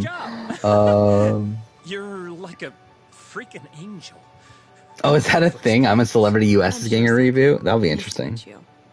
I think she's still kind of nervous, but she'll warm up soon enough. I don't remember how much strategy was there in that. There isn't much strategy, right? Like, I've watched the Lou Diamond Phillips season way back. Looks like that. Who needs experience? But I don't remember it that well. But I haven't watched any other, like I haven't watched any international versions or anything. But it's not like a social strategy game, right? It's like public vote. The hostess they were with should know. Like I know there's like challenges and that sort of thing, and then it's like a public vote, right? I'll call you once I do. But anyway, it would be interesting to watch it at least. How can you vote for the winner without using a VPN? I don't know actually. Yeah, I don't. You said you don't have much experience. Really care about voting for the winner personally. But yeah, I don't know how you would. I would guess you would need a VPN. Unless like like it would be weird though if they didn't region lock it. Young girls like you are way too casual nowadays. BB Can doesn't region lock, right? Their votes. But I would guess BB Australia would. Are of a higher status as well. Executives from massive corporations will come here to entertain guests or celebrities. Yeah, I mean, yeah, the first person scene. I mean, like it does stand out though as a moment. It's important to be as polite as but possible. Yeah, definitely. Understand? Probably could be executed better. It's gonna be so weird when I actually have to analyze this game. Because again, like the reason I'm playing this is because I did want to do a video on the Office spin-offs, but it's like I just haven't been paying attention to this playthrough, so it's like it's gonna be weird to actually do it. Mind you, at this point, the segment about Judgment's probably gonna be shorter. Ask for one for yourself too. Because I am gonna be adding Lost Judgment to it. Yeah, these guys will do anything you want if you just ask. Do I know what the birthday elf is? No, I do not. I'm not doing that. Either way, you're not going to be the only. I'm a Celebrity US. Oh, so they're changing the name too? Just do it like the other hostesses do. Well, that's how everyone learns coming in. I'll see what I can do. Okay. Okay. Oh no, I did not mean to do that. Whatever. Hi, I'm Sumi Ray. Hiya, I'm Mika. Yeah, I'm pretty sure, BB Can I don't think is region locked in terms of voting. Because I think I did vote for something, but I don't remember exactly when. How I feel about Big Brother South Africa, I don't think it would be good because I don't think they would use US format. I think more than likely they would use... Actually, is there a Big Brother South Africa? I was called on to make a sacrifice. I actually don't know, because I know there's like different versions of Big Brother around Africa, but I don't know if there's one. Yeah, there is a Big Brother South, or at least there was. Oh no, there currently is too. Yeah, they're using original format, so public vote. Oh no, it looks like it did get canceled again. But either way, I mean, like it was around 2015 was the last season.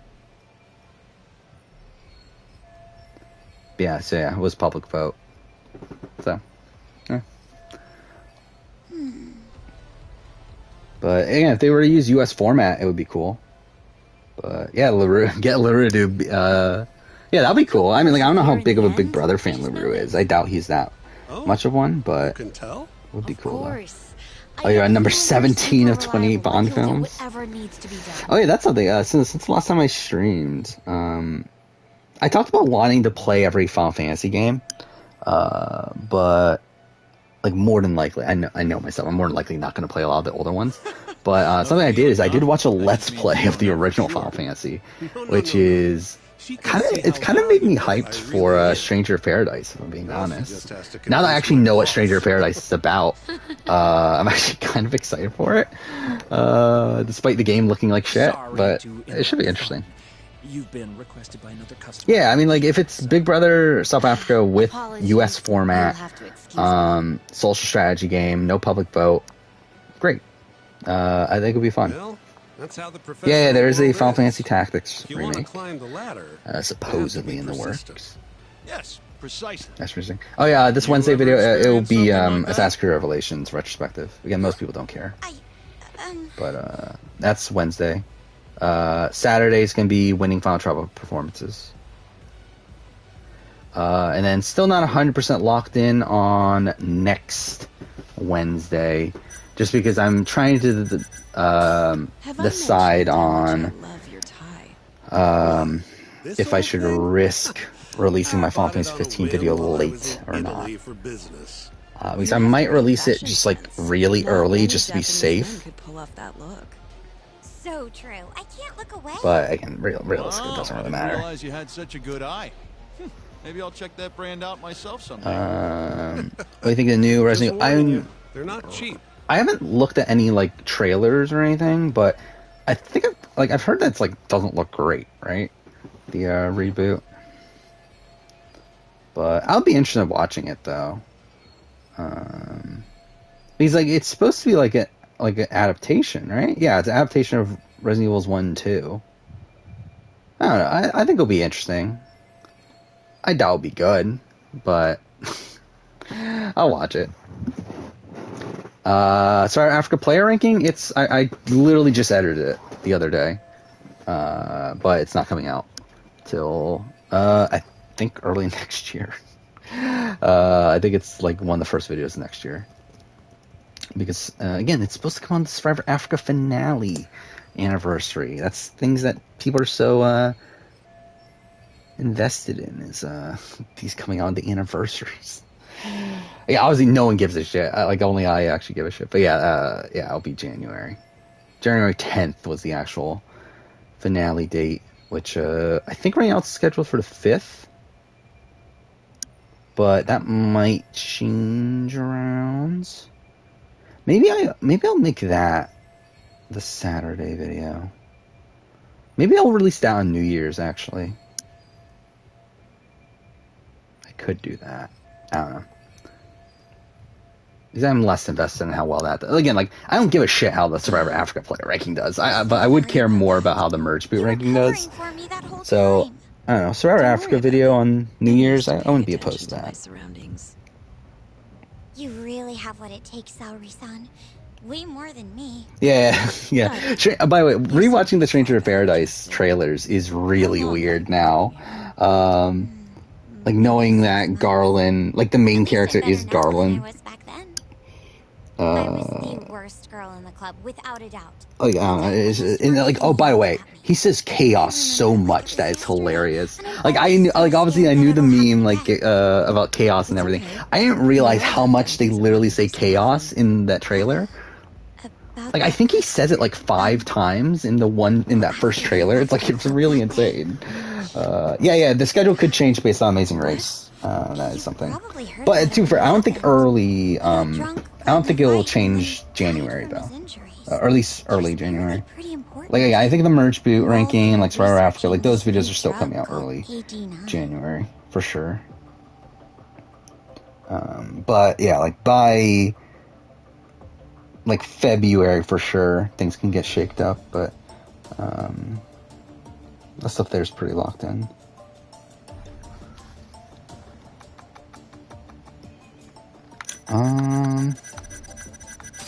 You mean Shono-san from the ADDC? Huh? Shono? Yeah, it's like Hermione Lee. Like, I feel like whenever I hear her voice, I just like I recognize it as like Persona. Like, I recognize it as a voice from Persona. Wait, you knew him? Won't be a happy new year for Diane. It was all over the news. Probably not. But yeah, I'm like, the thing about Africa though is that, like, again, spoiler, Diane is at the bottom, but it's like, I don't think Diane's like that terrible. like it's not like with like Deb Eaton, where like I feel like 100%. Deb Eaton's at the bottom, and then like BB is for sure at the bottom. Borneo, like I don't think like Diane's like kind of just at the bottom because she's like kind of the first boot. Like I don't think she plays the worst in the world. She's just someone that like has no chance on that cast, especially when she gets injured and everything, or when she gets sick or whatever it was. It got kind of dark, huh? But yeah, she's not like that terrible. I just finished New Zealand, Nicaragua, 4.3. Yeah, I mean, I guess that's fair. Like, I like if I were to just give it a number score, I think like 4 out of 10 probably makes sense. Perry for Malaysia. It like depending on what you're looking for, it might be worse. I mean, like I think Malaysia probably has like more fun characters, probably. I don't know. To be honest, Malaysia's one of these seasons that I like have very little memory of. Like I talked about this before. That's like I feel like Malaysia's the season that I have the least memory of. Would you like another drink? Not even paying attention. Well, it's not a bad idea. Let me see here. But it's like it's one where like there isn't much gameplay going on. It's mostly an unlikable cast. Though there are a couple like notable characters. The wallet's kind of light this month. Really? There's really only like one person like playing the game strategically, or at least talking about the game strategically. It's kind of a weird season. That's just like it's kind of just dull. Like it's not. Come on. Do it for us. Yeah, it's not a super notable season. All right, give me your finest booze. Yay! You are the best. Fresh Did I see BB Maggie? I did see something on Reddit about someone posted about Maggie, like was it a Halloween picture with Maggie, which that was weird. Yeah. I wonder what Maggie's doing nowadays. You're incredible, Celery. Like, is she still a nurse? She is. Isn't that kind of disturbing? Don't thank me. That was all you, Mika-san. How I think Flight Time Big Easy with 2 on Blood vs. Water. We're talking about Survivor? If it's Survivor Blood vs. Water, I don't think particularly well. Actually, I know just the spot. Want to go there? Like none of them seem like Totally down. people that are going to do that well on Survivor.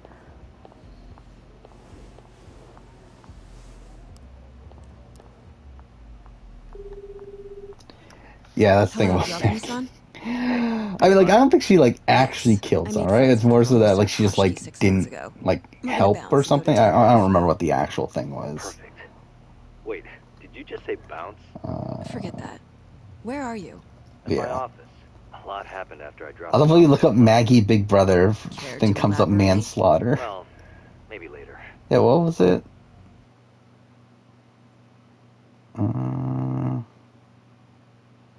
This is the first and last time, Yagami-san. I know.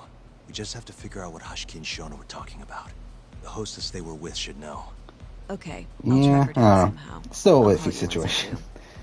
Yeah, she knew but helped cover up, something like that, yeah. Like, I know, like, her hospital got sued for wrongful death, and supposedly she was, like, somewhat involved. I don't think she told James. I think it's like, what happened is that James told the friendship that that there were no live feeds on the HOH room. So the friendship were talking in the HOH room. We're all talking about, like, their biggest secrets or something, and that was, like, her secret. By the way, what's the plan for tonight? We wait for Sari-san to call us. Not much to do, but wait till then. I'm gonna go kill time around town. A couple people are going to be on Celebrity Australians. Yeah, I don't know who those people are. There's also a picture of Fabio that surfaced recently.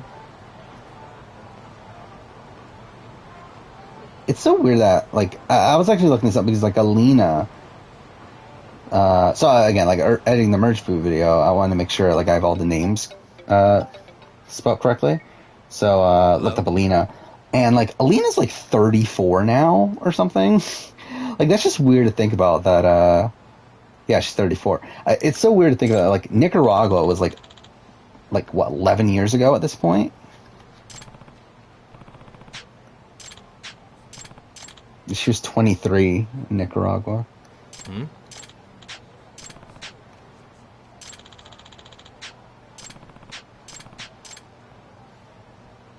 I just forgot, is Australian Survivor filming yet?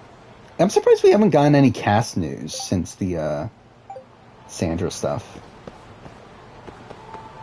So I really would have thought we would have by now.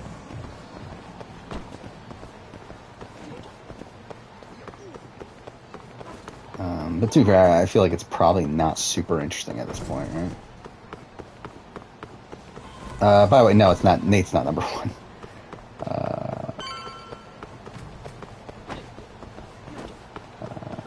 Like with Nate, I feel like he. I don't feel like he gets screwed over from that. And also, yeah, even if he survives that, he's still at the bottom of his group anyway.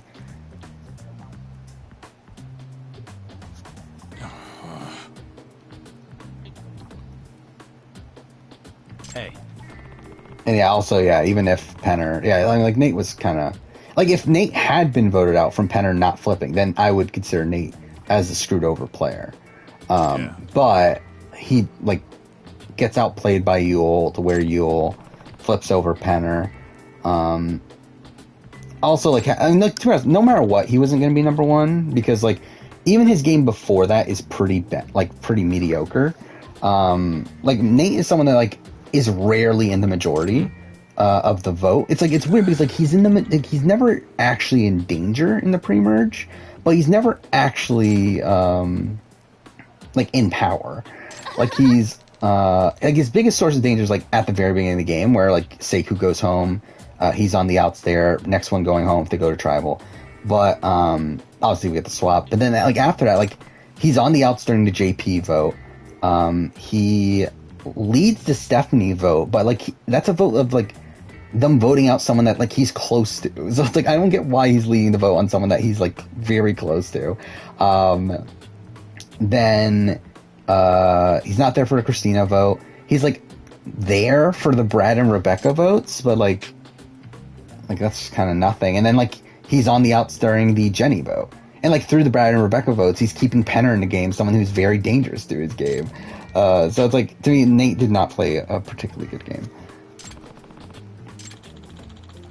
Why is Australia not listened to? I mean, there's no actual, like, real rule in terms of the grand scheme about the BIPOC, or however we're calling it, 50%. But, because, like, everything just has their own rules. Like, BB Can was, like, the first one to do it, right? And then, like, since then, like, CBS has followed suit. But, like, why doesn't Australia do it? Because, like, I don't think Australia gives a shit. Like, I think Australia is more so, I don't know, like, I don't think they care about diversity. And, like, how diverse is Australia? Like, I actually genuinely don't know. Like, how diverse is Australia as a country? But either way, like, even if they, like,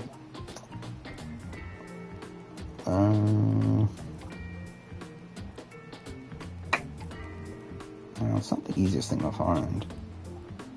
But, like, I would suspect that it's not super diverse of a country anyway. So, like, I do feel like doing 50% would be a bit tougher to do, but even then, it's like, I don't think they care either way.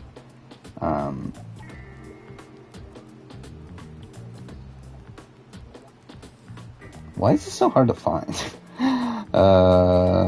Whatever. Yeah, like, in terms of common ancestries, number one is English, 2 Australian. Which, like, what does that actually mean then? Like, is that native Australian? I don't know, whatever. Irish, Scottish, then 5% Chinese. So, like, that's, like, the first, like, actual, people call it, unless we're calling, like, indigenous, and then, it's, like, I don't know how much, like, if that 33% is actually indigenous. But still, it's, like, I feel like, Australia's probably not a super diverse country to begin with. Yeah, Jericho's the only POC winner of Australian Survivor. Has there even been... I have no clue what's going on in the game right now. What the fuck is this? Oh, we know Maggie's new last name. That's something. Pia is not a person of color. Pia is Italian, right? I always thought Pia was a person of color, actually, until like a year or two ago. Huh? I guess 2 years ago is actually when the season aired. But either way, not like until like not too long ago. But yeah, Pia is Italian.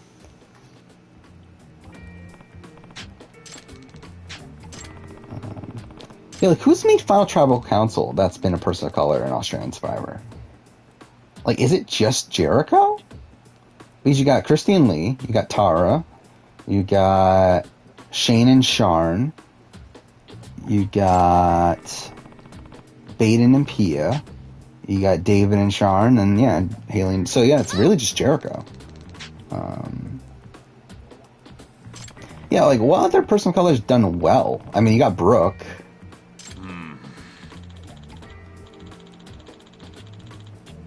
Because like what I know, I guess Wei, if we're considering Wei as someone that's done well.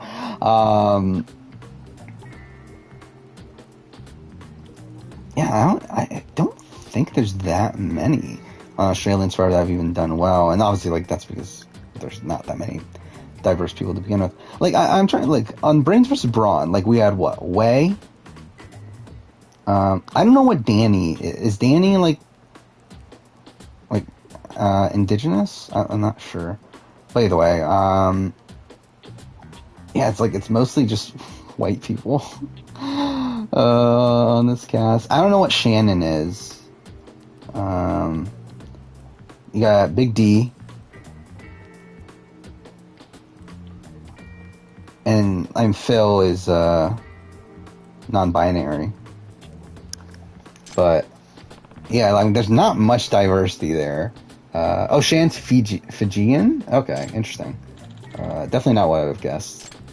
But either way, I mean, like, not much there. And that's like, what, 5 people out of 24 that have, like, that aren't just straight white.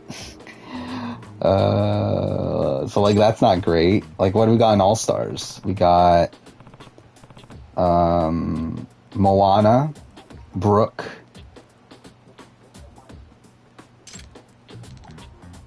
yeah, I mean, that's it for the post-merge.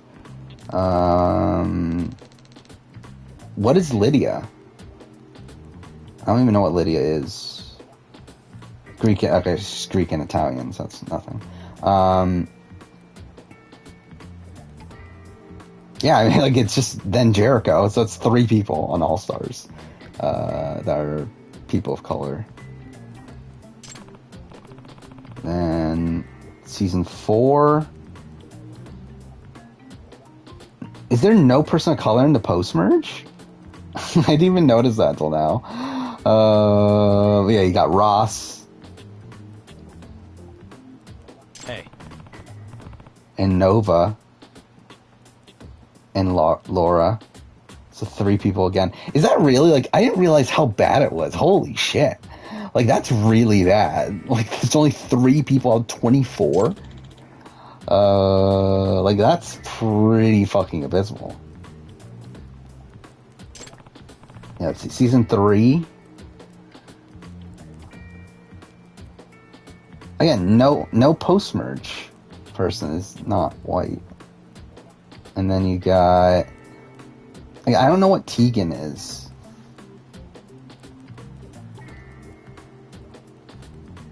Like, I would suspect she's probably... I don't know. They have Moana and Steve. So 2 people. At most 3. So yeah, I mean, this is really bad. I didn't realize how bad it was, actually. Like, that's actually really, really terrible. Yeah, that'd be hilarious if that was like a thing that they brought in Sandra to add diversity.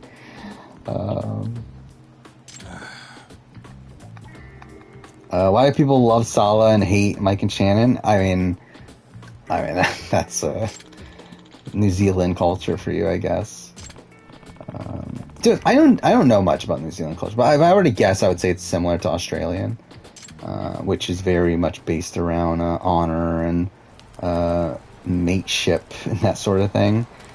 And I feel like Sallah just comes off as a really likable guy. Like, while by the end of it, it's like Salah's like a very... Like, again, Salah's essentially Rupert. I mean, like, he's essentially the New Zealand version of Rupert. And... yeah, I think, like, it's pretty much everything that comes along with that. Where, like, probably not the most likable at points, but, like, people seem to, like, just kind of ignore it because he's Sallah. While, like, Mike and Shannon, I think both... like, Shannon is, like, a strategic... Like, I don't know. I do think probably there's some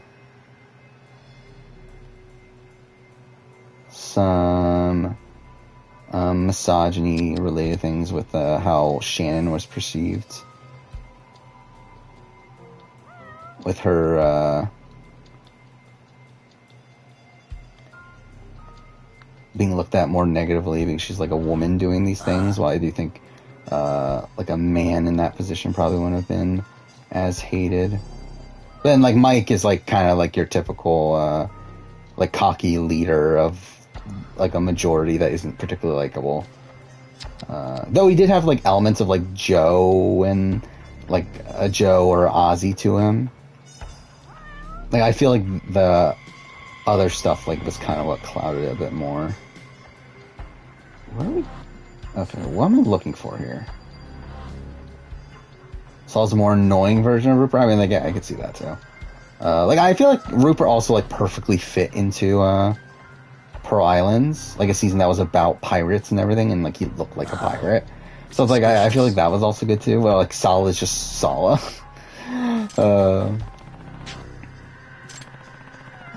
Like he really isn't that interesting.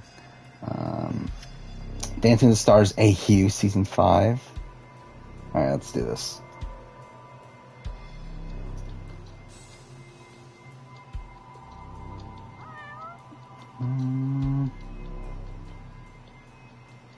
Okay, I guess got a reboot.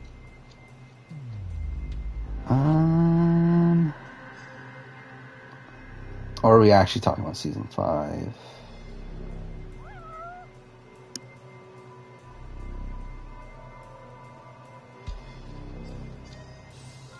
Are we talking about the latest season? Is that which one we're talking about?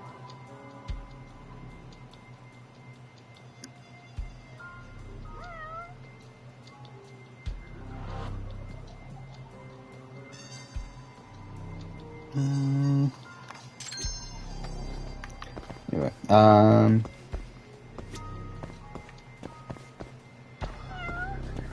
what am I doing here?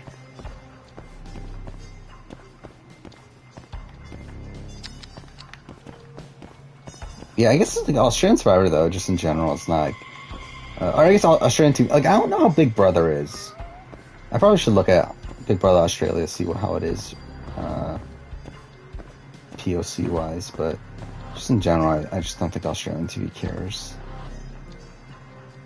What am I looking for? Alright, season 5 of Dancing with the Stars.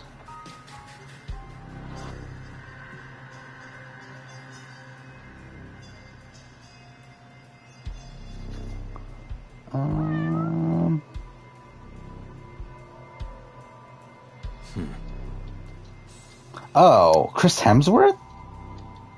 Why the fuck is Chris Hemsworth on? I mean, I know why, but that's fucking weird. I guess that's who you're talking about. That's weird that Chris Hemsworth was on Dancing with the Stars Australia. This is what, 5 years before he was in Thor? Yeah, like, I was expecting like someone like reality TV related to be on there. But yeah, Chris Hemsworth is really a bizarre person there. Okay, fuck this section. Oh wait, there's something around here. Always hate the investigations in this game.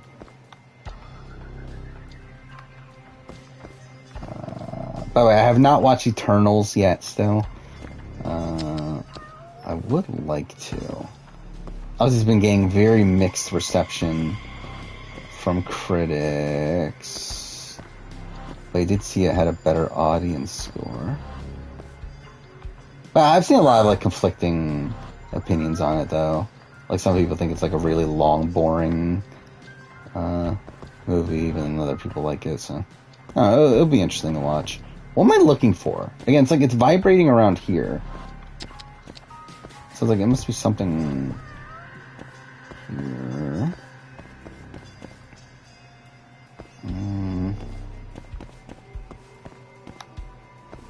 If you had to bet your life on Wendy Jo winning Survivor, do you train her to win? No, I don't.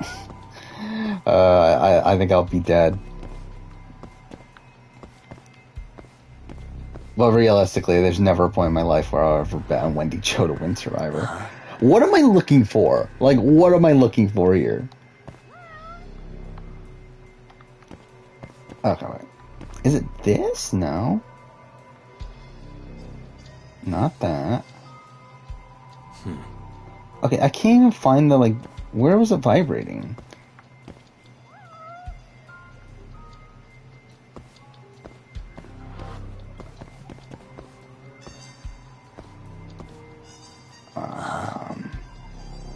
Around here. Oh, is it this? What the? There we go. That only took forever.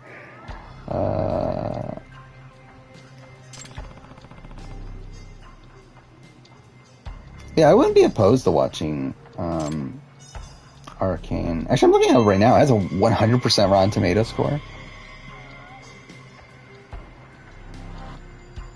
Yeah, so is it a league? Like, I don't, like, what is it? Like, I don't, like, I know it's like an anime sort of thing, but like, I don't actually know exactly what it is. So it is set in League of Legends. Okay, so it is in the League of Legends universe.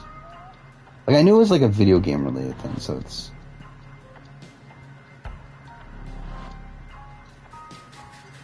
Okay, that's a really weird cast. Like, fucking Haley Steinfeld is,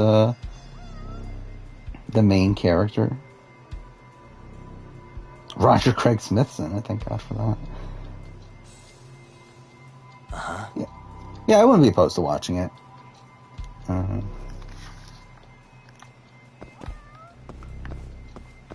Suspicious. It's a prequel story, okay. Yeah, I've never played League of Legends in my entire life. But, yeah, I might try it out. Since the last time I streamed, I did finish Life is Strange True Colors. So that's something. That and the DLC, the Steph DLC, which was good. I liked it. I still personally like Life is Strange 1 more, but I think Life is Strange True Colors is probably the best. Like, it's technically better, I think, but I do have an attachment to the first one still. But I'm probably going to end up replaying True Colors and do Opposite Decisions. So that's probably the next thing I'll do on my own. And just like rush through the main story though.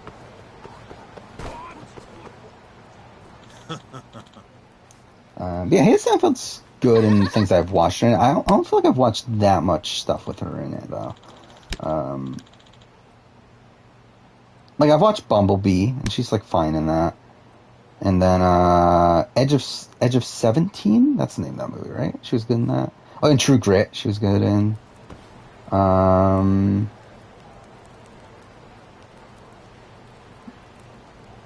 forgot she was going to be in Hawkeye. I forgot that she's Kate Bishop. Oh, yeah, Pitch Perfect, I've watched, like, how much of Pitch Perfect? Actually, have I watched all three? I might have watched all three and just don't remember it, but I know I will at least watch 1 and 2. But they're fine.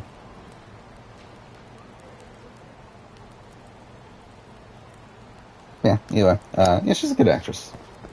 What do I think of the Stuff DLC? It was fine. I mean, like, it's just a lot of, like, it really is, like, a lot of nothing, like in terms of gameplay and stuff. Like it takes place entirely in the record store, but I think it's like I did like this, like seeing more of Steph as a character, and like there's oh wait, what am I doing here? And like you do get cameos and stuff there, and that's cool, but yeah, it's really like it's mostly unnecessary. Like it's not something that like needed. Like if I never played that, I don't feel like I would have ever I wouldn't have lost anything from it. But it's fine. Like considering I spent $12 on it, I don't know if it was really worth the $12, but outside of that, it was fine. By the way, I did buy a whole bunch of games today.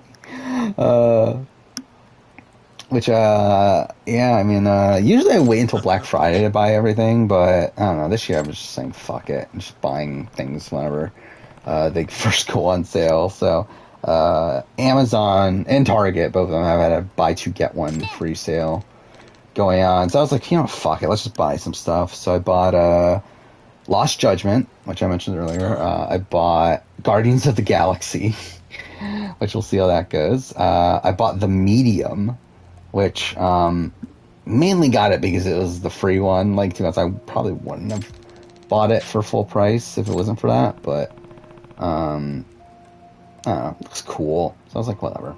And then I bought Hades.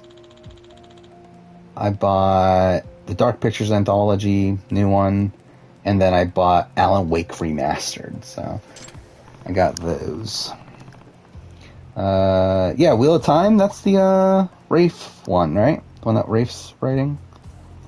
I've never read I know nothing about Wheel of Time outside of it's like a book series that I've never read. But Rosamund Pike's lead actress? I didn't realize that. But anyway, it should be interesting. Like I'll probably. Oh, is it coming soon? Holy shit! I didn't realize it was coming that soon. It's like in a couple weeks. Huh. I don't know. Maybe we'll watch it. Maybe not. That's coming out like right after Cowboy Bebop, right? Because I feel like that's the next show I'm like expecting to watch. Oh no, it's coming out the same day as Cowboy Bebop. Okay. I'll probably watch Cowboy Bebop first. But we'll see. Yeah, I haven't watched the Castlevania anime yet either. Yeah, I do hear it's really good. Like, I always wanted to, but just never got around to it.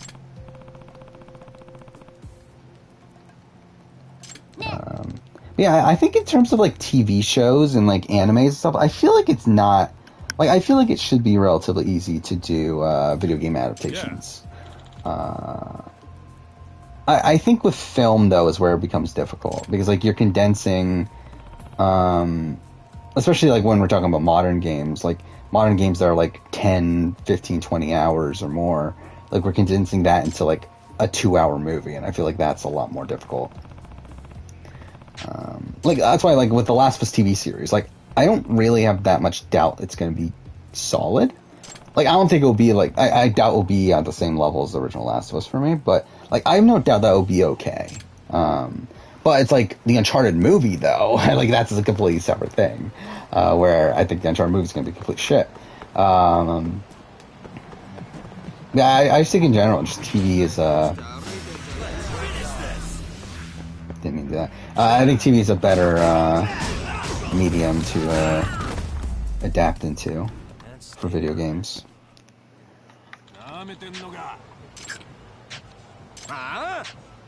What are we at? We're at 1 o'clock? I think we'll probably go until 2, right? I don't know, like... it's gonna be weird. Like, I have to get readjusted to the new daylight savings time and everything. Because it's weird. It's like, technically it is already 2 a.m. But it's not. I haven't seen the trailers for Morbius, but from understand. It doesn't look great. I don't know. Again, like, I mean, the people that the people that I saw talk about it are people that are incentivized to not like it to begin with. So I was like, I don't know. I'm personally not that excited for it, though. I do believe like it is connecting to the MCU, right? I think I heard that. I guess in general, like supposedly the entire like Sony Spider-Verse is connecting to the MCU. But I don't know. I'll probably watch it at some point. Out of the way.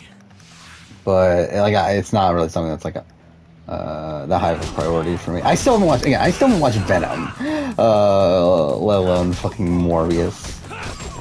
Can I make a video on the challenge about the shows? Yeah. That'll probably be the first casting video I do of the challenge. The question is, when do I start doing casting videos for a challenge? But whenever I do, that'll probably be the first one I do. Is like a reality showdown. Well, I guess for challenge is always reality showdown, but yeah, I do like Survivor, Big Brother. Mm-hmm. Yeah, I do know about the post-credit scene of Venom 2. So yeah. Like, I don't get how they're gonna make that work though. Like, is it like gonna be multiverse really, or is it just straight up like we're in the MCU? Because if it is, then that's kind of fucking dumb. But whatever.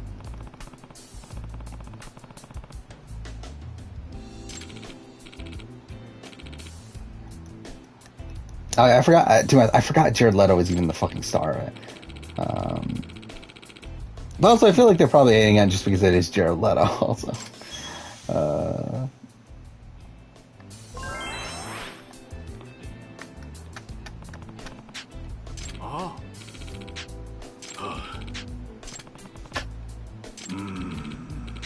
It's so weird that Black Friday is so soon, though. It's like, what, 2 weeks away? 2-3 weeks away? Something like that. Because, like, I kind of forgot. Like, I keep on forgetting it's as late into the year as it is. That's already, like... like, it's actually, like, over a week into November already, right? So it's like... It's kind of mind-blowing. It's kind of funny, too, that it's like, I don't think there's that much for me to buy on Black Friday at this point. In terms of video games, at least, which is usually what I buy. I might look out for a 4K TV or something, because again, I'm currently like playing all these games at 1080, which is like depressing. I have a PS5 and I'm playing at 1080. So it would be nice to get a 4K TV. So that's probably something I'll look out for. I also might have to buy a new mic soon, which in terms of for the main channel. Yep. Because something I noticed with my Merge Boot ranking is that there was a point where like the audio is kind of fucked, and like not just like like fucked as in like actually fucked, to where like for some reason it just gets all staticky at one point. So that's probably not a great sign. So I probably would need to buy a new mic, which it's been what, like 2 years? Yeah, I bought it 2 years ago, so I might also need to buy a new laptop too, or buy a new, like probably just buy a new PC. Like I would like to get a desktop, realistically, but it's like I don't really have that much space for it.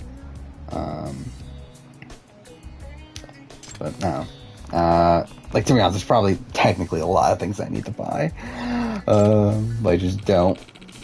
And the fact that I still have a capture card. I still don't have like an actual camera. Like it's so fucking weird. Like I have a YouTube channel that like takes up all my free time pretty much. Yeah, I still don't have like these very basic things. I did see that the Elgato 4K whatever, like essentially the one that like most professionals use, did go on sale. I think it was less than a week ago for like $150. Which like I considered getting it, but I didn't bite the bullet. And the problem is that I don't have a way to I don't have a convenient way to even stream with the capture card, even if I did get one right now.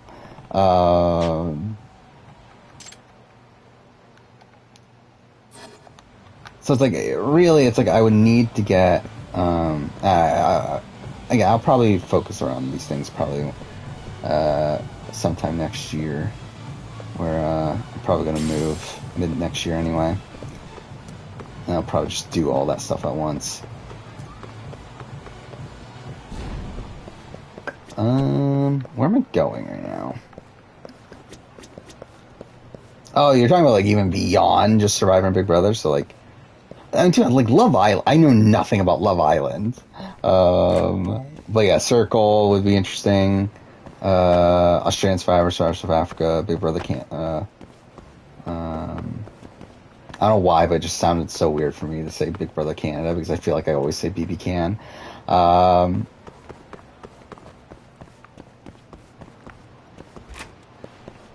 But yeah, I mean, would be fun. Just a matter of finding the time on the schedule to do it.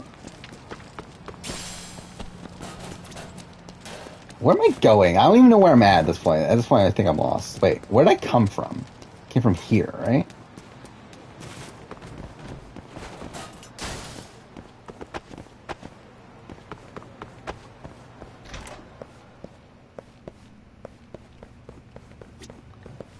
Yeah, like who from Love Island, or who from the current seasons of the challenge is from Love Island? Like I think Priscilla, right, is from Love Island.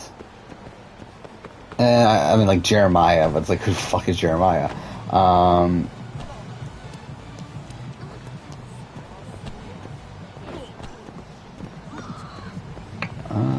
am I going?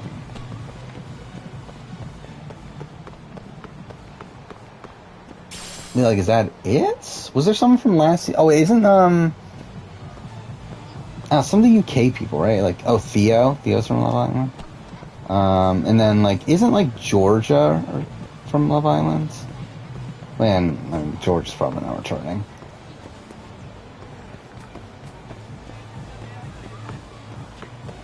It must be here, right?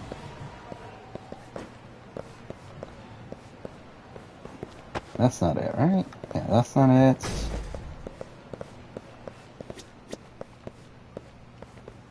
Is this it? Maybe? Hey. Okay, I guess that is. Whatever. Oh, Gabby. Okay. Gabby would be fine on a return. No, I mean, I'm not, like, clamoring for a Gabby return, but it's like, I wouldn't be opposed to it either.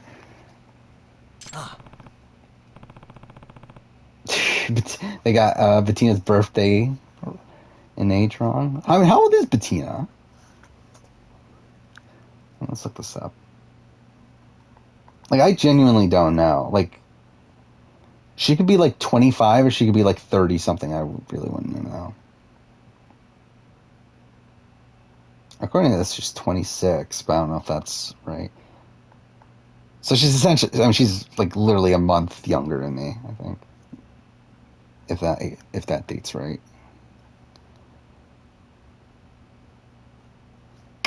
So yeah, that's something.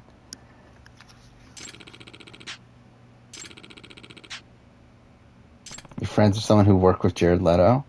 Is that a good thing or a bad? I mean, like, is that like working with Jared Leto? Like, from what you're saying, Jared Leto's like a like a guy that takes his stuff super seriously, right?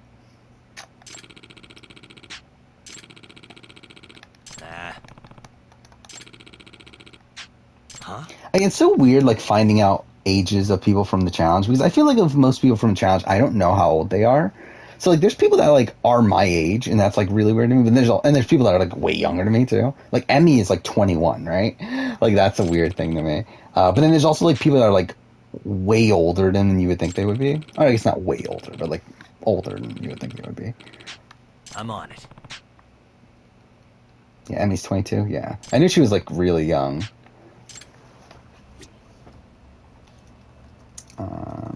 Yeah, like, even, like, Emmanuel, I'm pretty sure is younger than me. I think a lot of the newbies from this season are younger than me. Like, I'm pretty sure Emmanuel's younger than me. I don't know, how old is Logan?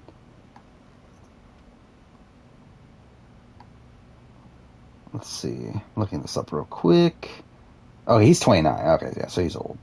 Where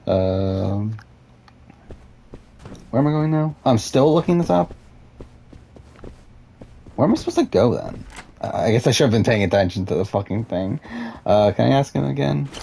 Excuse me. Nani?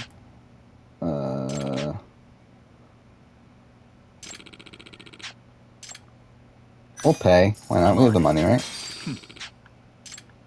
Okay. Good enough.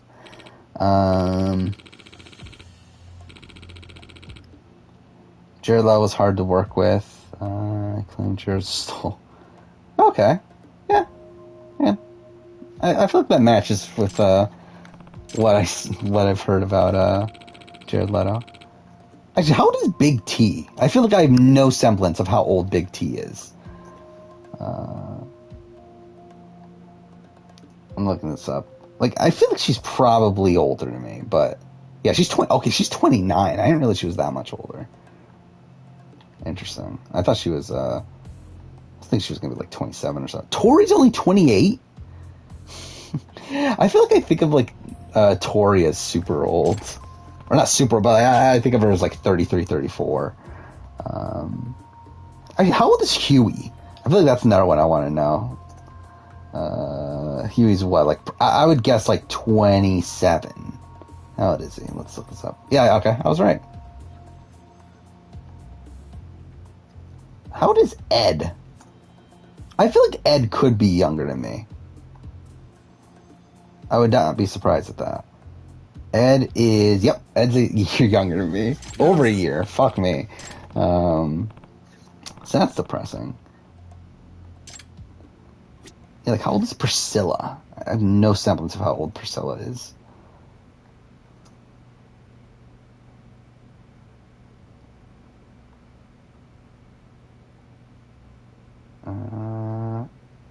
Okay, well, that doesn't tell me anything. By the way, Priscilla in her cast photo for Love Island looks a lot better than I feel like she did it on the challenge. Okay, she's like slightly older than me. Oh, fuck, I'm not even paying attention again. Where am I going? How are we not closer to finishing this game? This is so depressing that I'm still fucking playing this game, and I'm not even close to the end yet. Because, like, with next stream, this is going to be the longest stream series I've done. And it's like, we're still not close to the end. Wait, wrong way.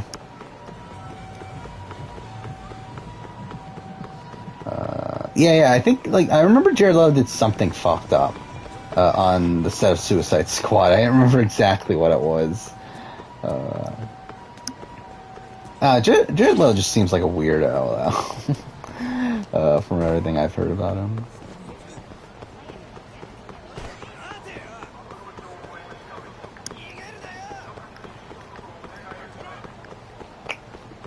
Yeah, like, I know, like, Amber B is, like, really old, right? And again, not really old, but, like, she's, like, 30-something, right? Like, mid-30s?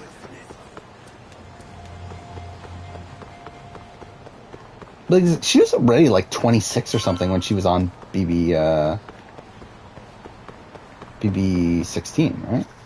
So, like, she's gotta be, like, probably, like, 32, 33.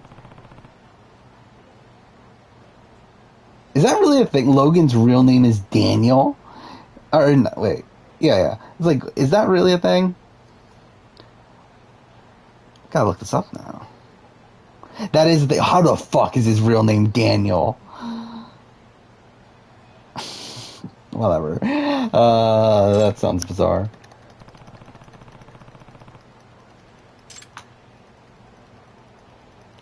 What's one movie you heard great things about that didn't like? There's probably a lot, to be honest. There's a lot of, like, older movies that, like, I did not really click with. I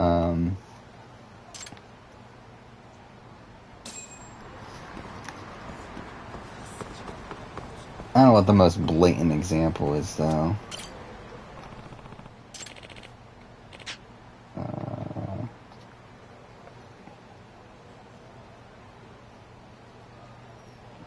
Yeah, I mean, like, alright, let's look up best movies of all time, because I'm sure, like, a lot of them are.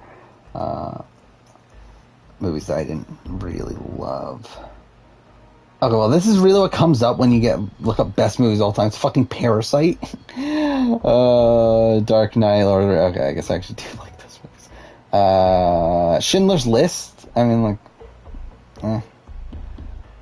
Goodfellas. I'm like kind of just on. Godfather's like fine. I don't know, there's a lot of like older movies that like I probably don't like as much as I should in terms of what public perception is. Oh, 2001: Space Odyssey is probably the biggest answer. Actually, now I think about it. I think that's probably the number one. I just find it so fucking boring. Like I respect it for what it did for like the sci-fi genre, but it is so fucking boring. Yeah, you know, like Pulp Fiction. I always like Pulp Fiction, but I haven't watched it in like 7 years at this point. So I would be interested in rewatching it at some point. I want to do a Tarantino film ranking. Again, whenever I get around to doing film ranking or rankings of movies by directors, like Tarantino's definitely gonna be one of the first ones, and it'll be fun to rewatch Pulp Fiction. Most anticipated movie of 2022. I don't know what's coming out 2022 at this point. I don't know. I'm not really like in the know of like all the films that are coming out, but okay, I'm looking at this like I mean, like Thor is interesting. Avatar 2, I forgot that's finally coming out. The Batman would be interesting, though. I say that, but I still haven't watched the fucking trailer. Mission Impossible 8. I mean, is that got delayed, right? Yeah, it's 2023. Either way,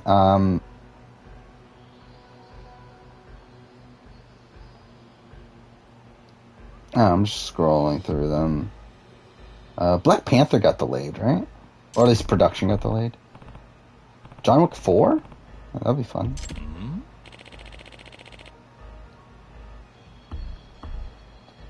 Are they doing a Flash Gordon reboot? That'll be interesting.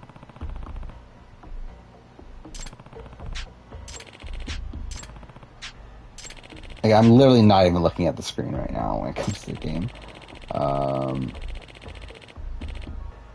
I don't think I have like a really, really solid answer though, largely because like I just don't really follow film closely enough at this point.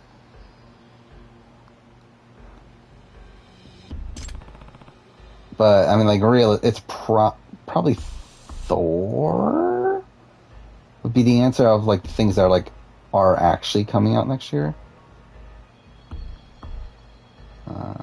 Okay, I'm looking at like an actual list now. I mean, again, like John Wick 4 like should be good, but it's like it's gonna be more of John Wick.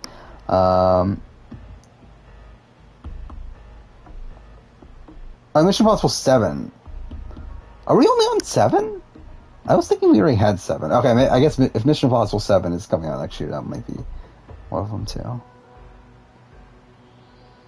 The Flash. I forgot that was coming.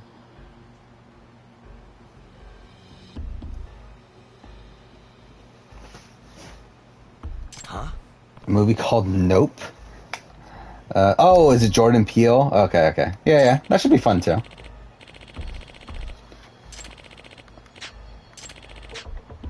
Yeah, I really liked Get Out. Us was kind of just okay. It was called Us, right? His second movie.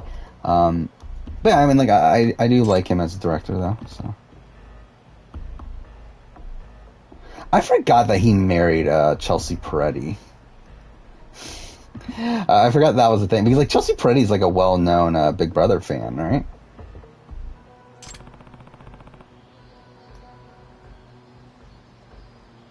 Oh yeah, Daniel Kaluuya is the star of the movie too. Yeah, that'll be interesting.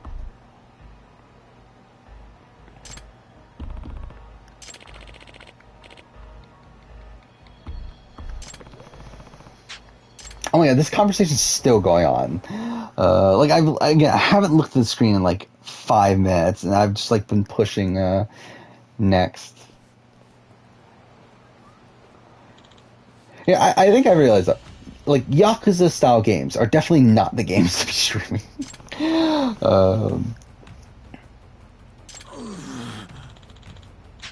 Like, especially if you're streaming the way I am, where I'm spending so much time talking to chat. It's like, I'm literally, like, I have no clue what the fuck is going on in this game at this point.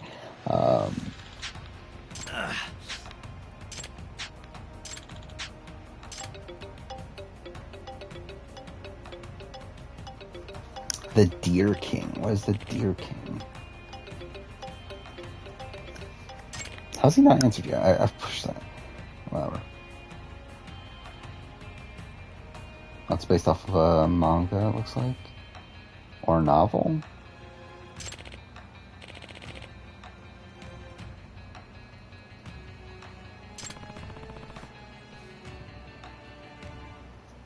Oh, I can't wait for a new Michael Bay movie.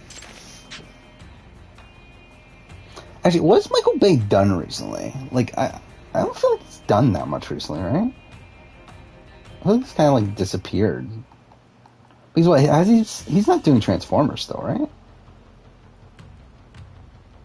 Yeah, Six Underground was his last movie.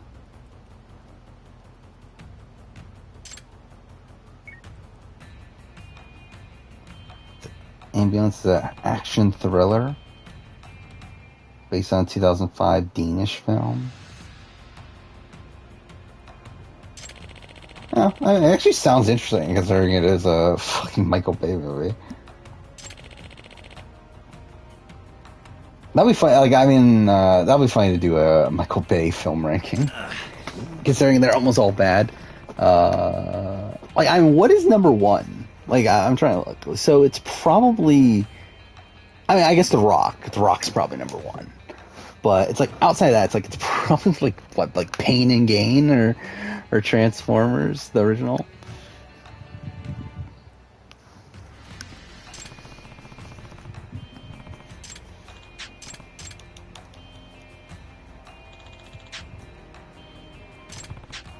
Oh my god, I really don't care about this conversation.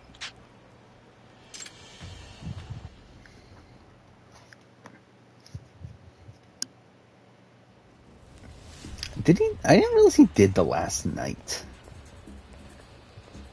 Which, that one's really bad, right? Yeah, it's the worst reviewed. Moonfall.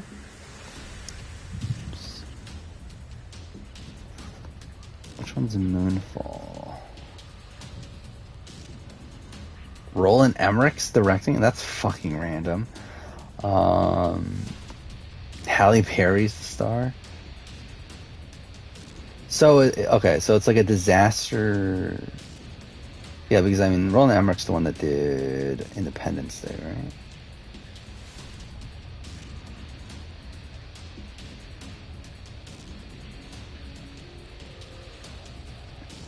Huh, it actually sounds interesting. I mean, I doubt it'll be like, I don't know, will it be like that great of a movie? Probably not. Like, I've already guessed, but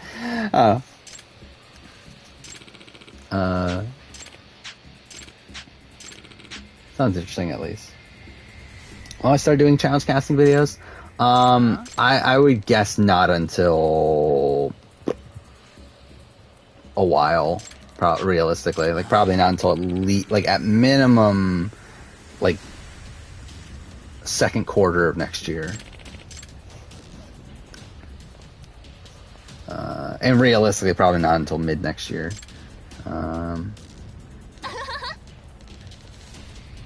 Who from 41 would I like to see play again? Probably, I mean, Shan, I think, is the easy answer.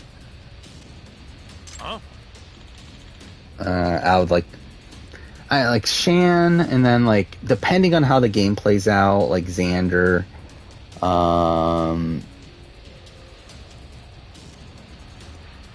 I don't know. I mean, who else is there? I mean, you got, like, I mean, Ricard would be interesting, but he hasn't really, like, popped out on screen, though. But, like, I feel like he would be an interesting player to see play again. Especially because, like, again, I'm at the point that I don't think Ricard's winning. I mean, Nasir's fun, but I don't know how into the game Nasir is. Sydney would be great. JD would be fun.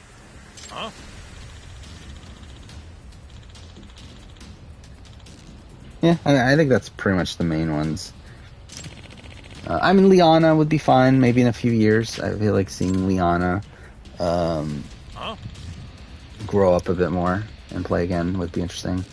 Again, it's funny that, like, I said that, like in my mid-season power rank, that, JD was the one that wasn't mature. I think Liana's the one that's most mature. I think at this point, I think it's Xander.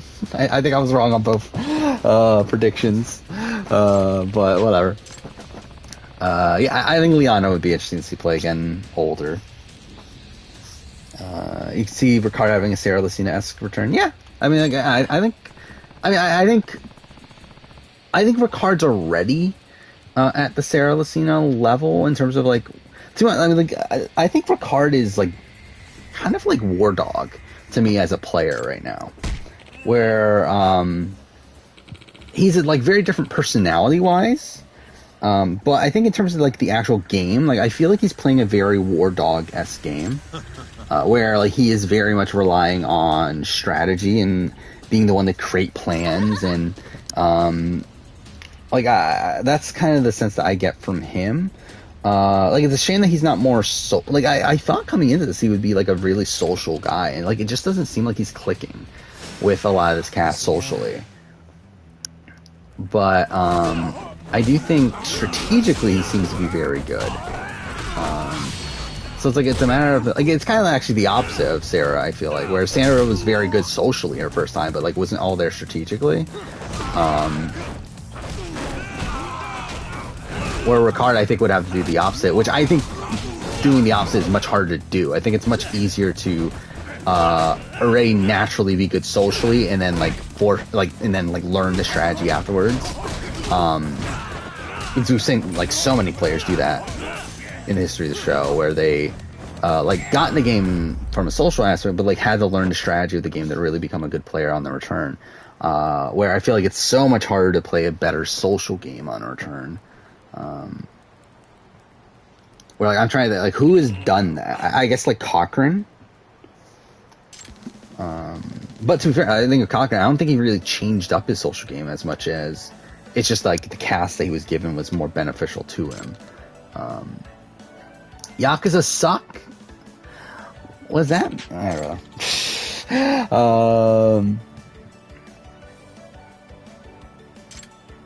know. What is this? The unbearable weight of massive talent.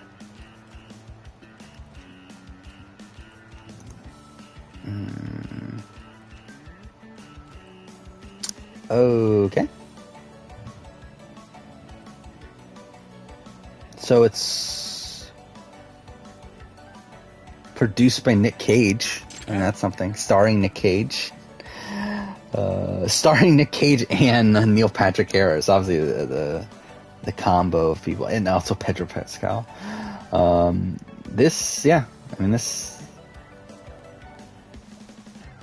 Oh, is this the fucking? Okay, this is the Nick Cage movie where he's playing himself. Okay, yeah. I mean, that'll be great. That'll be fun. I forgot that existed. Yeah, that should be fun. Jeremy, no, I don't think Jeremy changed much socially. I think he just, I think Jeremy just, like, tweaked his strategy. Where he, he learned from his first time, but I think he learned strategically from his first time. Where, like, I mean, he wasn't bad strategically his first time, but, I do think he learned that he can't be as out in front as he was his first time around, and that's why he used the meat shield strategy the second time. A new Jackass film? I can't wait. Yeah, exactly what I wanted. 2022 is going to be an insane year, though, for most, like, media-related things. Like, obviously, I'm, like, more invested in video games. But like even outside of that, it should be fun. But I mean, 2022 is gonna be an insane year for video games, though. Nah.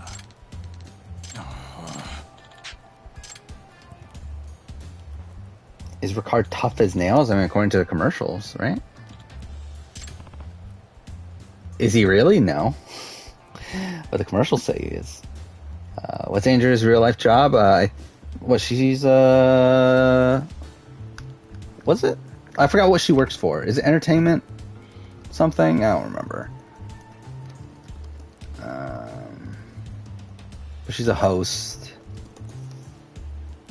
of one of the shows. People Now. That's what she's the host of.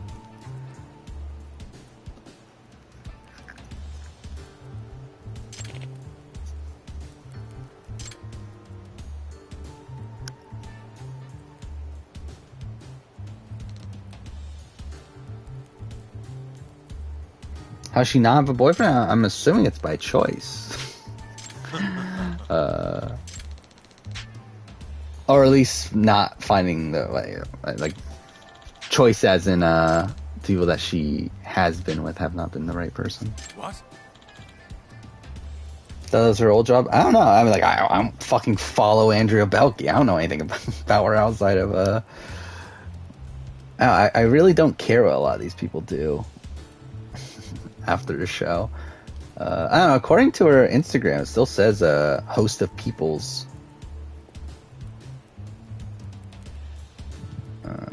So that's something. How do people like Tori? I mean, I don't know. I guess she was, likable on her first few runs.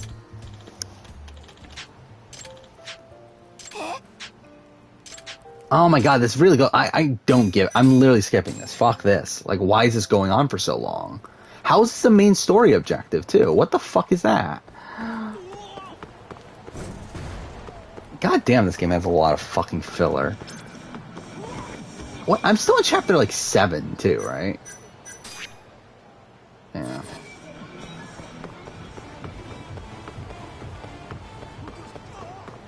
Yeah, like, I've never gotten the Tori thing. I've never been a fan of Tori, but I know she was, like, a massive fan favorite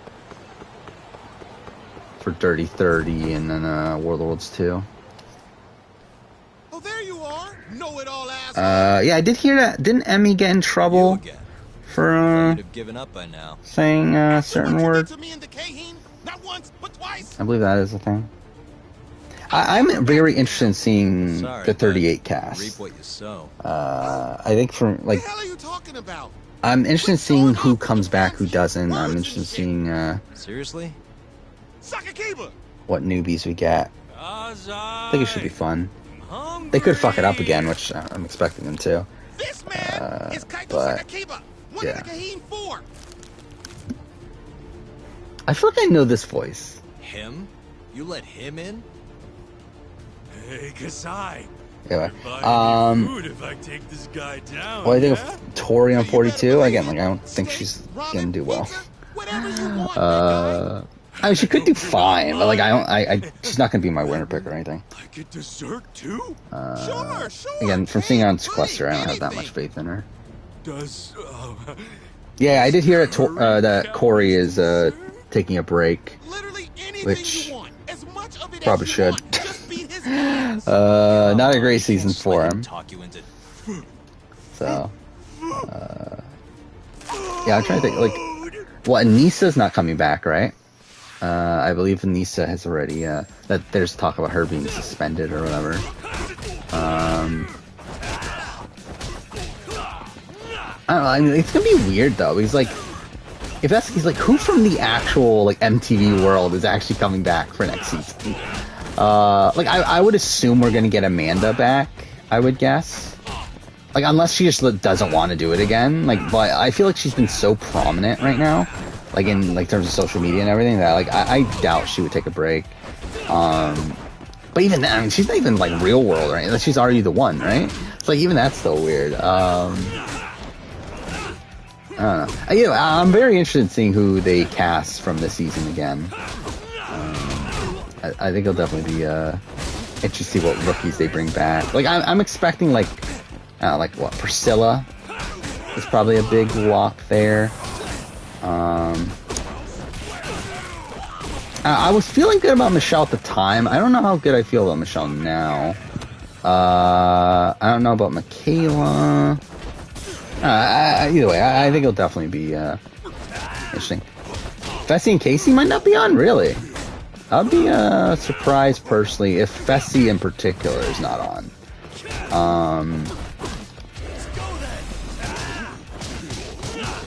Casey, like, I think I can get. Especially if, like, again, like, I don't know about Nani, because, like, I know Nani before this season talked about how she was going to take a break. But then she ended up coming back anyway. But I would not be surprised if, like, both Casey and Nani take a break here. But I would be surprised at Fessy. Yeah, I mean, like, is that a thing though? Like, is that really like? I don't know. Like, obviously, the rumor that production is trying to give Tori a win, which, like, I mean, I could see it, but it also just feels weird. And they'd be trying that hard to give Tori the win. But in terms of Fessy, like, I don't think they'd ban Fessy for that, personally. Because it's not like a Turbo situation where, like, they're like scared of, like, not being able to restrain him and stuff. Like, I think they, like, this was just, like, kind of a dumb situation. Like, I don't think they're banning Fessy. I would be surprised if we don't see Fessy again. Do we know who, actually, I don't know this, but, like, I know they filmed the reunion. Do we know who went to the reunion? Like, who got called for 37? Because I think that will be an indicator of who is potentially coming back. I'm trying to look it up if we know who was there. I do see that Amanda was there. I know Corey wasn't there because he didn't want to get the vaccine, which is whatever. But I'm trying to look up a list. All right, there we go. We got the names. All right, so CT, Amanda, Nani, Devin, Kyle, Casey, Nelson. What a fucking weird list of rookies. What the fuck is that? Okay, so the rookies are Tasha, Esther, Berna, Huey, Emmy, Logan, Emmanuel. What the fuck is that list?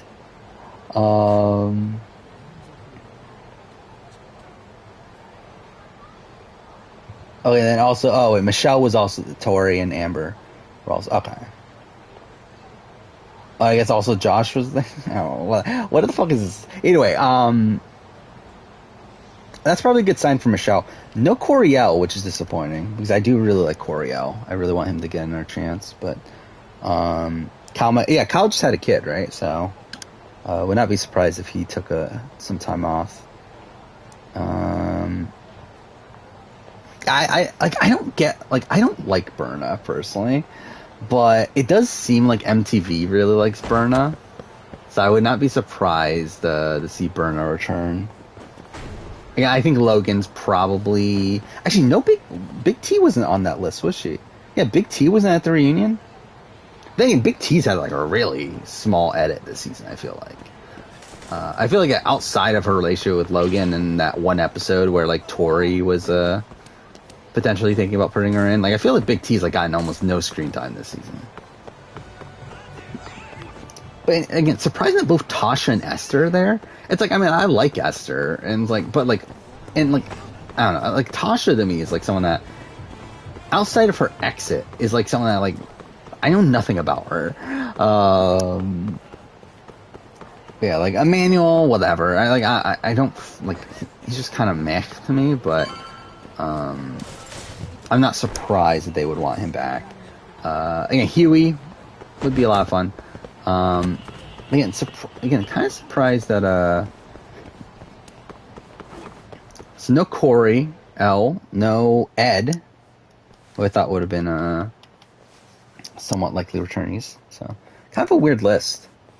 Yeah, I do know Tasha's a pretty big deal. Why don't we step inside in Nigeria? Another voluntary interrogation. I don't think she added much to the challenge personally. I think Esther was definitely the better TV there. The main squeeze. Yeah. New David O. Russell movie? Let's be civilized here. I did see that. Didn't the new Nolan movie get like Robert Downey Jr. or something? Fine. I think I saw that was the thing too, right?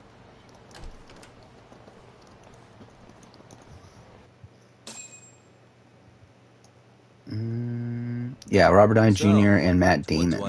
That's cool. But yeah, David O. Russell. There's a leak in the prosecutor's office. Pretty sure it's a woman.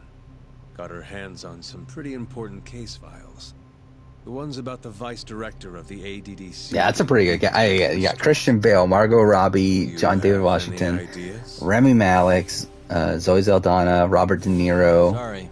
Mike Myers, that's like kind of a random one in that bunch or whatever. Chris Rock, Anya Taylor-Joy, Michael Shannon, Taylor Swift. That's random. Anyway, yeah, this is a stacked cast. I mean, I love how like no details on the movie outside of a doctor and a lawyer form an unlikely partnership. But that all you came to ask? I'm sure you guys. David O. Russell's a great director, so I mean. You would assume it would be great. So, if you're finished, I mean, like, what has he done that's been bad? I guess, like, Joy is kind of just, like, whatever. He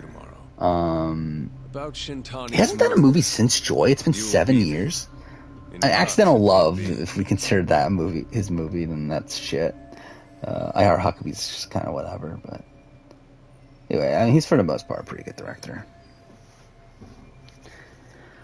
You're forced to stand people that call Tori a fake-ass bitch. Yeah. Sorry, that's classified. Just drop by the public. This voice actor does not fit this character. Whatever. Have nothing to worry about. You got a pore as big as Michael Scoopins?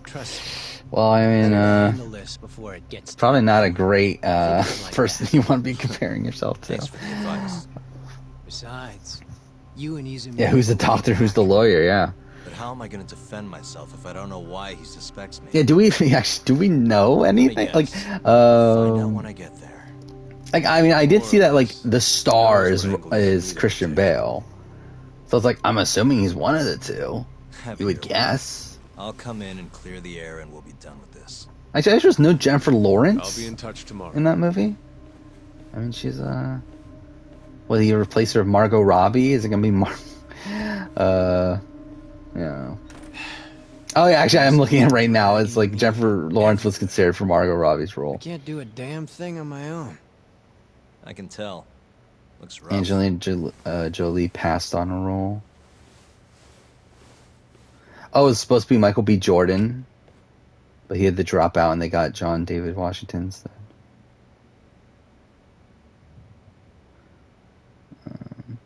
Yeah, what has he done since Tenet? Has he had anything this year? Malcolm and Marie. Don't know what that is. Hello, Yagami-san? Beckett. Hey, don't know what that is either. Yes, I made friends with the girl who served Hoshiki 6 months ago. We're gonna bounce and go to Tender in a few. Anyway, I do like him in did you just say bounce? Tenet and then Black Klansman, so... Yeah. Did I like Amber B this season? Yeah. I thought she was better on this season than she was Double Agents. Even though she won that season. At least as a character. I mean, I'm too fair. I mean, like, she probably, like, again, she's just more active in this season. I think that was fun. Again, mind-blowing to me that she wasn't cast to begin with. It's like, how are you not casting the former, like, the person that won last season, that has a whole bunch of built-in rivalries with, like, Casey and Fessy, that has this, like, arc of, like, needing to prove herself after, like, people didn't give a shit about her win last time. It's like, how are you not casting this person? Like, it's just such a weird thing that she had to be an alternate for this season. Yeah, hopefully she gets cast moving forward, because I do think she seems like a pretty good fit for a challenge.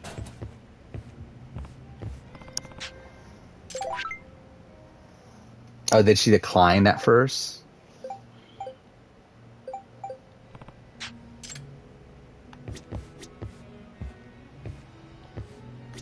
Took you long enough. This is Mika-san. Hey, I'm Yagami. Mind if I join you? Yeah, I do know about Accidental. I've watched Accidental Love, and it is pretty bad. But this is the man you saw. yeah, I know he's uncredited as the director there. So I never took the time to actually like research what happened with that movie. But yeah, I assume not the greatest things. Mika-san was at their table, without a doubt. Yeah, I did see that Malcolm and Marie also starred Zendaya. Right? That's her name, right? Yeah. What were they like? I guess nothing stood out about Fuck, we're like 3 hours in the stream already. Goddamn. Again, it feels like we've made like no progress in the game too. Shono-san just nodded and smiled. What was Hashiki saying? He was going on and on about I just want to look this up real quick of Have you heard about that new dementia drug, 89? how far I am based on my last playthrough. So we're still in chapter 7. They used to talk about it on TV a bunch. Can this load? Thank you. Apparently Kido-san's kind of a big shot guy on the 89 research team. And Hashiki and Shono were talking. Yeah, I mean, I'm still so far away from the end. Sounds like Kido-san was. And I still got like probably 3 streams worth. Wanted to profit off 89. From what I heard, not all those deals were. Even the finale alone takes over 3 hours. Is Kido-san working? So I'll probably be like the start of, and I'll probably be where I start the final stream. 89 could buy a lot of influence, and about the cut he'd be God getting damn, later. this game really is long. He seemed like a really shady guy, actually. Interesting. I really don't I care. gotta say, you remember a lot for a conversation that happened 6 months ago. Can you blame me? The poor man got beat. I don't even know if I should jump into Lost Judgment after I'm finished playing this, because I feel like I'm probably just not gonna like it. But I don't know. I already knew about 89. See, my grandma has pretty bad Alzheimer's, so I was hoping they'd release it to the public. Is this also Kermani Lee? Stick out to you. Yeah. When I heard Kido-san was just another slime ball, I don't know, kind of broke my heart. Like, doesn't this just sound like her, but like with a slightly different? Well, I don't know. Whatever.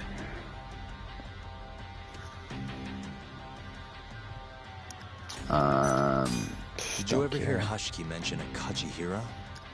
Kajihira.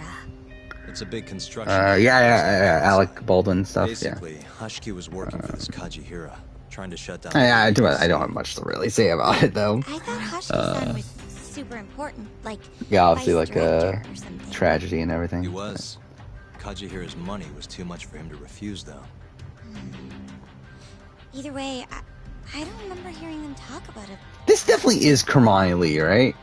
Or Kurami. I keep on saying her name wrong. It's Kurami, right? Churami? Whatever, fuck it is. Okay, we are actually near the end of chapter 5. We have like 20 minutes left. You know, fuck it, let's do it. Let's finish this chapter. How was Shono acting that night at the club? It is? Okay, yeah. I was like, it definitely sounds like her. Most of the night staring at my chest. Like, just... Hashiki-san kept going on about Kido-san all the same, though. Wait, why are they zooming on her? Oh, that's fucking weird. Whatever. Shono-san seemed more interested in being a creep than indulging him, though. You don't think he was listening to Hashiki-san? What is... This is so fucking weird. They literally got this voice actress of one of the main characters also voice acts like a random other character you talk to for a decent amount of time. Hashiki-san said this. There's something fishy going on with 89, I just know it. Wow, the dubbing there was so bad. Like the lip syncing, I mean. Something about fabrication or falsification? Data fabrication? Falsifying the effects of the drug? Yeah, that was it. Yeah, so, yeah, I'll be doing a replay of Laser Strange True Colors. I'll probably do a video on it. Don't know when it'll come out. I'm still it probably like I might just like write the script now and just not bother making it for like a year and then do it as a 1-year retrospective or something dumb like that. But anyway, probably gonna do Life is Strange, True Colors. I don't know what to play after that. Like I have like so many games I can play. I just don't know exactly which one to play right away. Because right now I think I have like what, like 11 games from 2021 that I can play. 1, 2, 3, 4, 5, 6, 7, 8, 9, 10, 11. Yeah, 11. So it's like Shirami. So it's like Shirami Lee. Thanks for this. Oh, it just doesn't sound right. But it probably is. Help this more than you know. Be safe on your way back. Yeah, so as of right now, I've played 4 games from the year 2021. Played Life is Strange, True Colors, Persona 5 Strikers, It Takes Two, and then 12 minutes. It was a one-night thing. I got to see a side of myself I didn't know I had, though. Man, this stinks. Then I got what? The games I already owned I haven't played yet. I got Hitman 3, Oddworld Soulstorm, Returnal, Resident Evil Village, Ratchet & Clank Rift Apart, Scarlet Nexus, Deathloop, and then the games I just bought, which are The Medium, Lost Judgment, Dark Pictures Anthology, House of Ashes, and Guardians of the Galaxy. Let me know if you ever get and then I have a list of games that I haven't bought yet that I do plan on buying, or that I do plan on playing before the video, which is just like a ridiculously long list that I probably won't actually get to. That was amazing, Saori-san. You really pulled through for us. It's fine. Come on, I'll walk you back to the office. To be honest, there's nothing even here. Like, I feel like I could do the video after playing the games that I just listed and be okay. Like, I mean, like, I'm probably gonna try to play Neo: The World Ends with You, probably the Great Ace Attorney Adventures. Little Nightmares 2, probably. Maybe Far Cry 6, and Kenna. Kenna's probably the big one. And after that, it's more so a matter like, am I going to bother getting a Switch and playing like Shin Megami Tensei 5 and Metroid Dread and stuff like that. No More Heroes 3. Yeah, I mean, like, I feel like I'm pretty... I'm like kind of already kind of set on most things for the year. Yeah, it's still not entirely... Like, I don't know, I'm thinking I might play Guardians first. I don't know. Just kind of get that one out of the way. Can I rank every Amazing Race premiere and finale? Probably not right away. I wouldn't be opposed to it eventually, but it's definitely not like a video I'm like dying to do right now.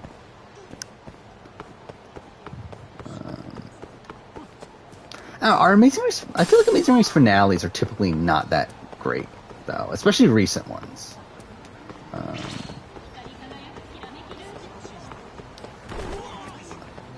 Like, I feel like there's some like old school. I mean, like season 2 is like an incredible finale. Season 5 has a solid one. Season 3 has a great finale. I forgot about that too. Yeah, so I mean, there's a lot of good like old school ones, but I feel like a lot of the recent ones have not been that great.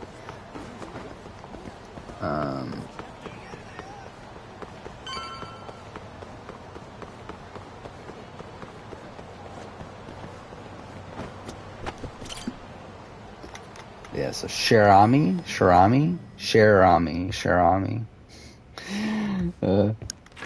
What do you think of the Saints Row movie? Is there a Saints Row movie? Welcome back.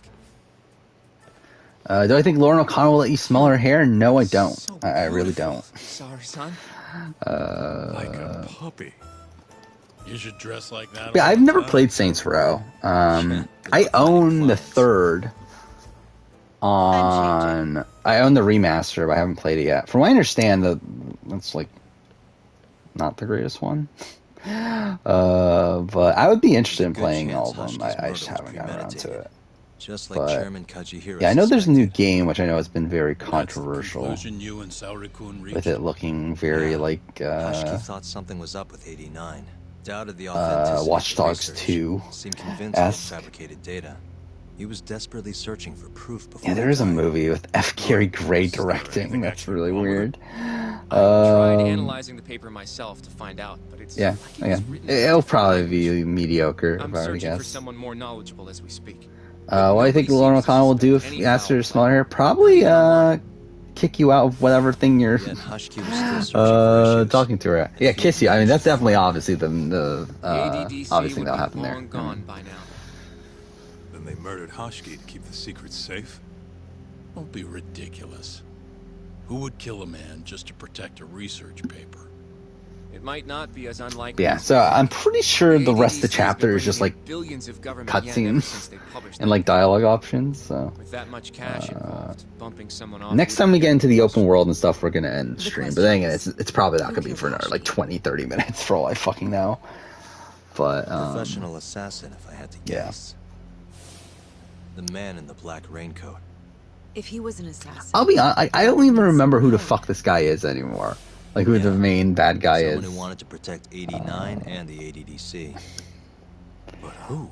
Like I remember the finale, like I remember the final fight with him and everything, but like I don't actually remember who the guy is. Raking in tons of dirty money in the process. Guy might even be involved with the Yakuza. You're really suspicious of him, Yagami-san. Well, if it looks like I think the next game. So I do think the next game I'll play is probably going to be Guardians of the Galaxy. Just kind of make it more worth my money. The fact that I spent like $40 on it or whatever. Don't think we can say that for sure without looking more. And then probably Last Judgment. But judging from our last then probably Deathloop. I forgot I spent $40. Why the fuck did I buy Deathloop for $40? Well, that was probably too much in retrospect. But whatever. Huh? What do you mean? I've got a meeting with Izumida tomorrow.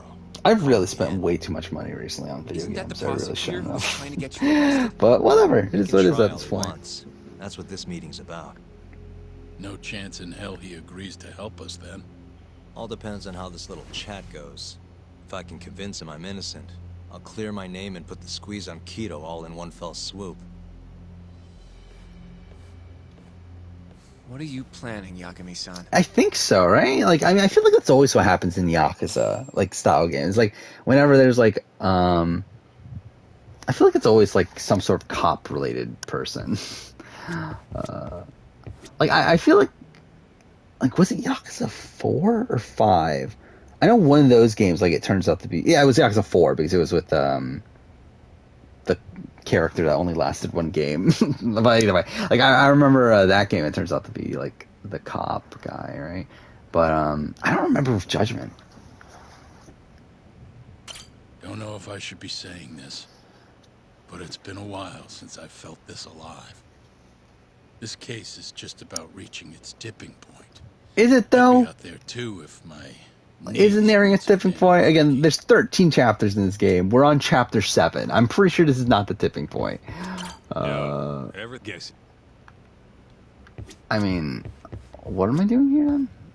Oh, rest at Yagami. Oh, fuck. So we are in the... Okay, maybe we're not at the end then.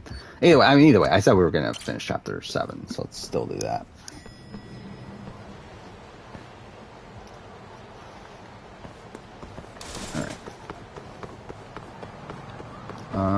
Okay. Well, that's something.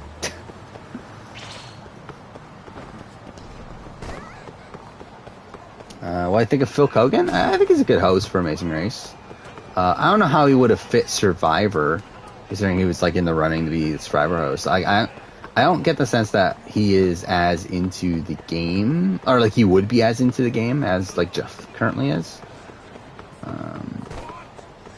But then, I mean, like, obviously, like, things radically change if he's, like, forced to be involved in the Survivor world and everything. But, like, from what I've seen of The Amazing Race, he seems to be very, like, anti-alliances and that sort of thing.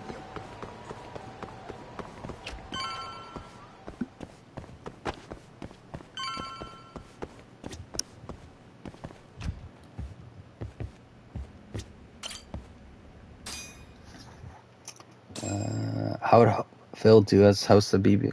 I feel like that just feels weird. Have Phil as the host of Big Brother.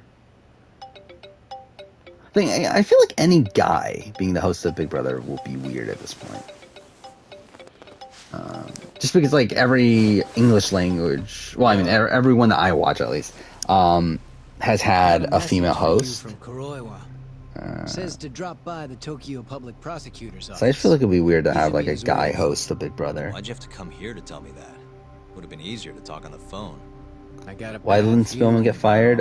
It's because she was making casting choices that Jeff was not a fan of. Come on, don't be like that. Even if I do get arrested. All right, did she cast Edge of Extinction, right? That was her last one. Worried about, right? Yep. I might have to say. I remember it was the Angelina one that like he was like really upset by. That she wasn't. Like you could pull that off. Aren't she didn't want Angelina to be cast. I'm laying low. That's all. Speaking of, but I think she still did Edge of Extinction. Now that you're off your leash. Why do they think I killed Jintani? They have to have a reason, right? I think I might do a Respectable English Language International Amazing Race. I want to at some point. Again, like the initial plan was to watch all of Amazing Race Canada and then do a ranking of all those seasons, and then do the same thing with Australia, but I just never got around to it. Now, get over to the prosecutor's office. Sorry, but you gotta cover your own cab fare. Yeah, I wouldn't be opposed to it. It's just finding the time to actually do it.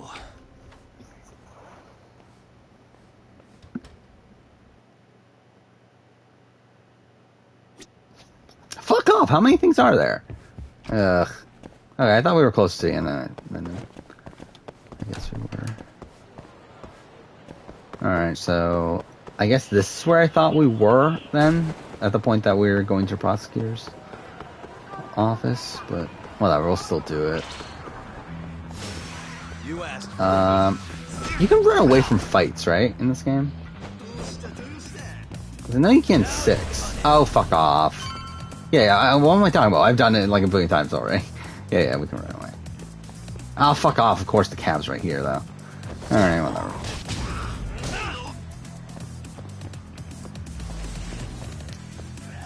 Okay.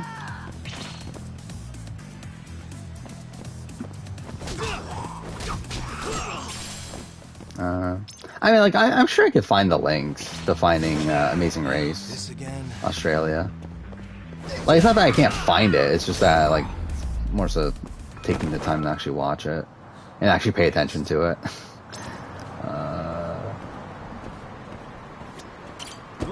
Because, like, recently, like, most of my free time has been involving,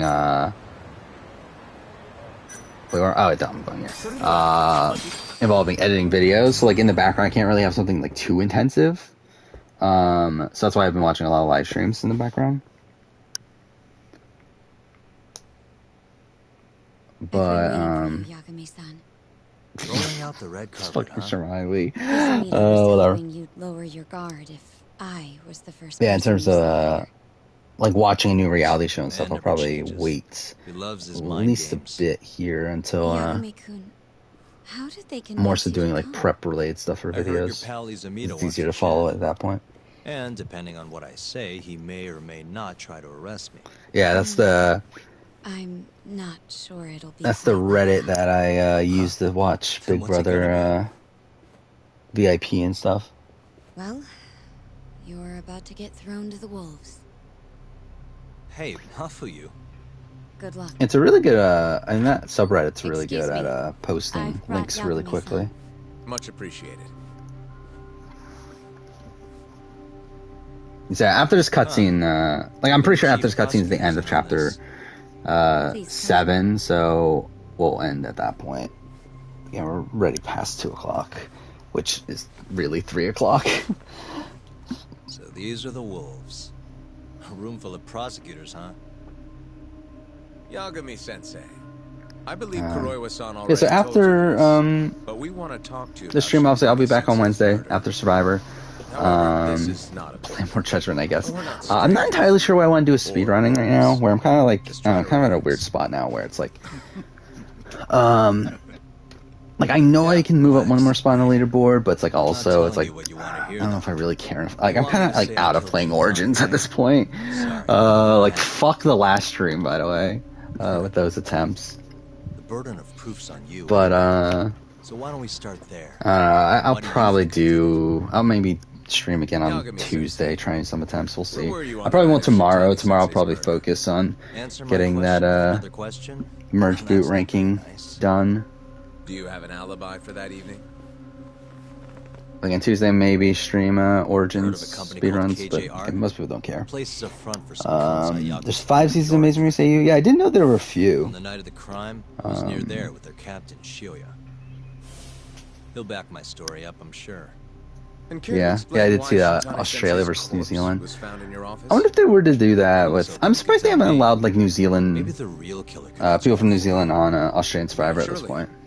That's why I wonder if there's probably some sort of contractual stuff. Mind if I interject? Go right ahead, Moricha-san. Stopping them, right?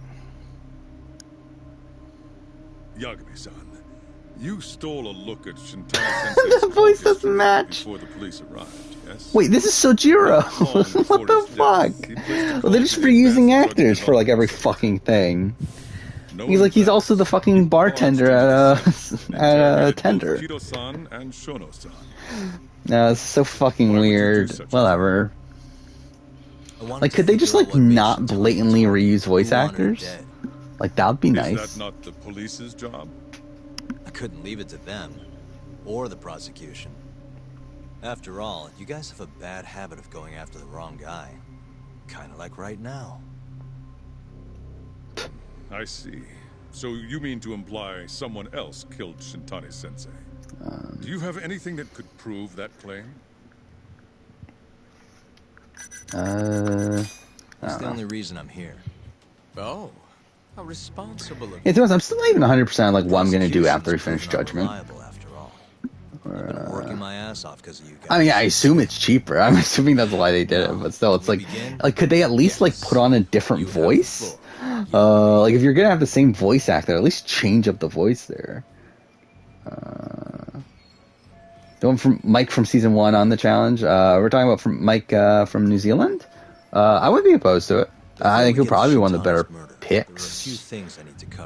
Yeah, I mean, I think he'd probably be the top pick from New Zealand, at least season 1, to go in the challenge. I don't know if he's like a necessity though. Like he's just kind of like your typical. Like I don't feel like there's anything special about him. Someone from the ADDC was murdered. Like I feel like you could easily get like from like Australian Survivor. Like you can get like fucking Lockie or something. I feel like Lockie would be more interesting. But not the worst thing in the world though. If Mike were to be on there, I doubt he's on their radar though. By the name of Yoji Shono. Wait, he was murdered? When? Huh? Wait, yeah, you're right. He's still alive. Let me know when you're ready to stop wasting my time. Sorry. All these people are making me nervous. Yeah, is Richard Epcar in this game? I feel like he's in like every other Japanese game, right? Is Lockie still in the I thought The Bachelor was done, right? Like I don't think he's on there anymore. A nurse by the name of Emi Terasawa. Oh yeah, I didn't know about Amazing Race Asia as well. Emi died 3 years ago. I think I saw like wasn't there one? I think like the most dominant team in the history of Amazing Race was on like Amazing Race Asia or something like that. I think that's the main reason I knew about it. Hold on. The ADDC employee who got murdered was. Actually, maybe we'll do Hitman. I don't know what I'm gonna do on stream next after Judgment. Dang it, like we're not that close to finishing Judgment anyway. But the director, Yusuke. I did want to do that Hitman.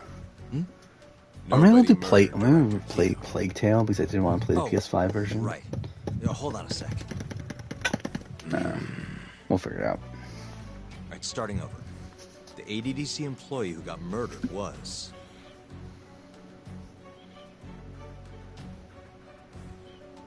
They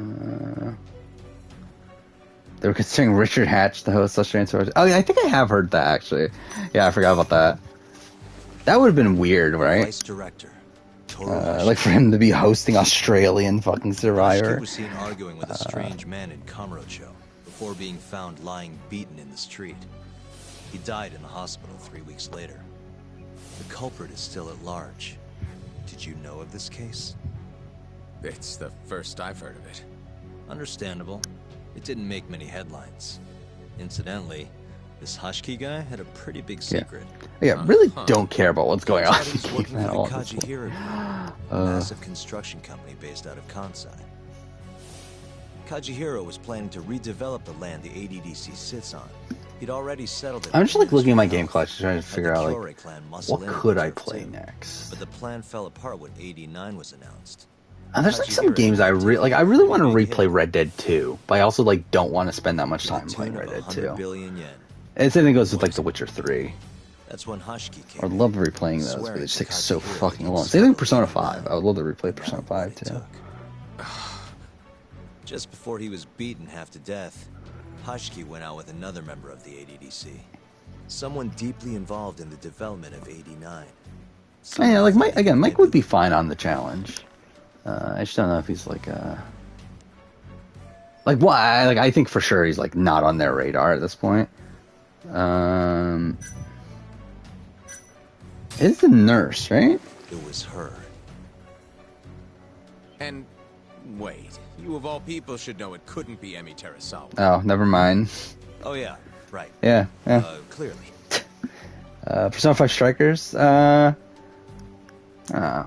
I feel like I'm more I'd be more wanting to replay Persona 5. Take a look. Than Persona 5 Strikers. Like Persona 5 Strikers did not really click with me personally. Like I mean, it's funny because I have it as my number 2 game of the year so far.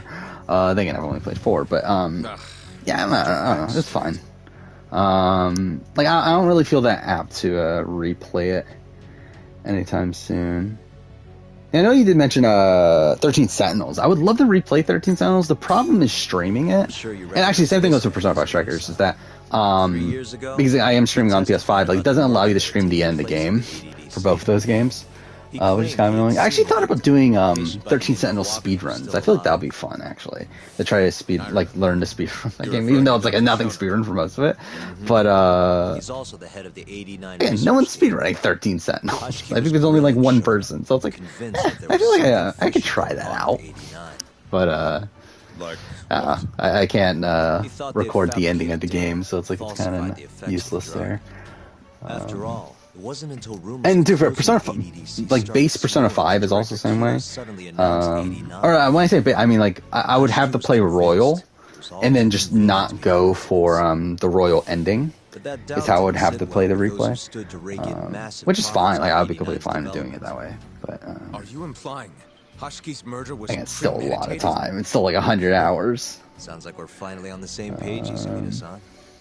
I don't remember what the team actually was, but I did remember like one team won like almost every leg. Doesn't it seem like there really is something fishy about and 89? Like still, I think they still lost too, right?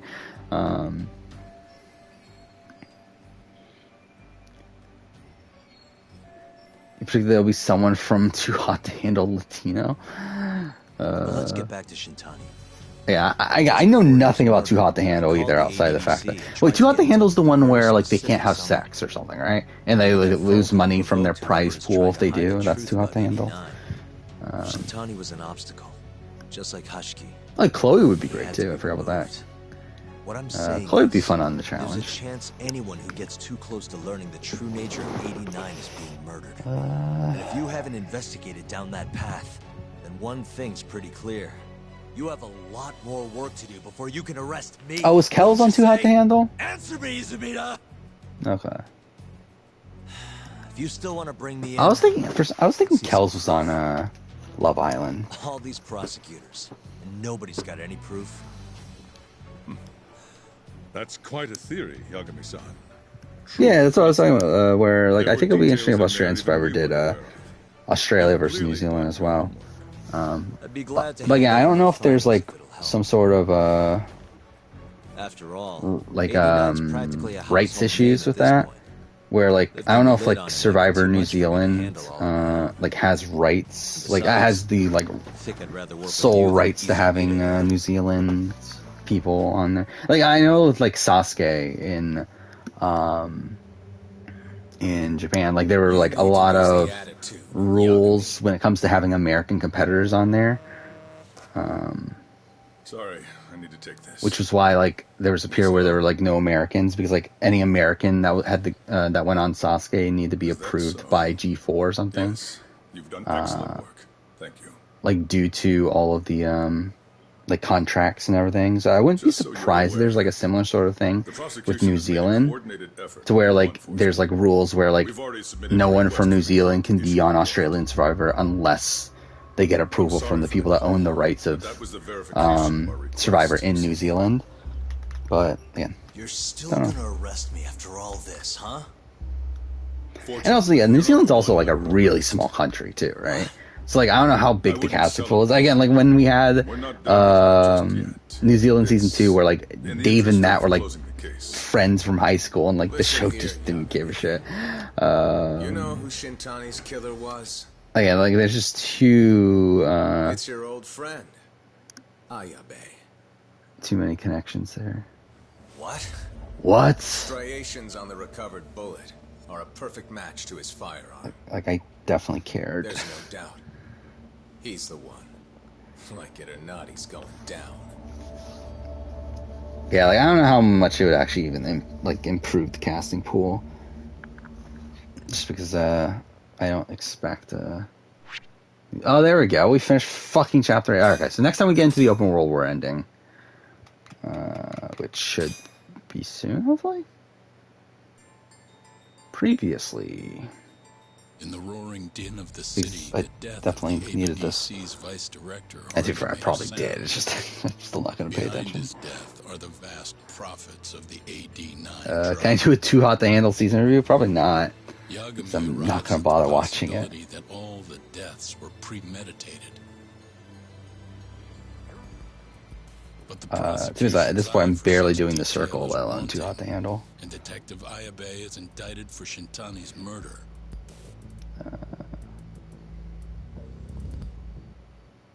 By the way, I forgot if I ever talked about this. I did get caught up on the challenge review. So I have written the script, recorded, and edited everything I can up until this point.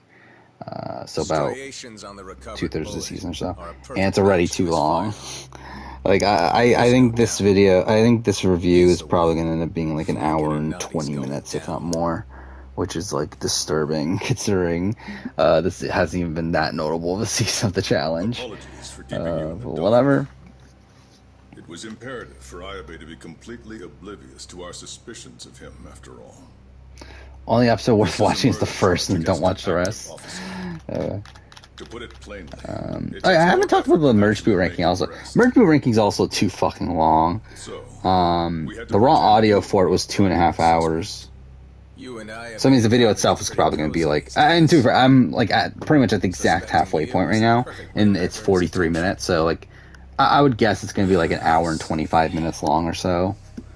Hour 25, hour 30, somewhere in that range, which is too long for a merge boot ranking. Again, like these are people that got voted at halfway through the game. Like, how the fuck am I talking about each one of these people for like 2 to 3 minutes? But whatever, it's fine. It's insane that this like merge boot ranking is going to end up being longer than my runner-up ranking, which had people play the entire fucking game and also has like additional like 25 people or something. It's like how is this, like, how are my videos getting so fucking long? Speak of the devil, we were just talking about you. Oh, is that like not a reveal until like the last like few minutes of the premiere? You gotta help. That they found out that they can't do that stuff. I killed Shintani. Me. You're not surprised? Not quite. Already heard.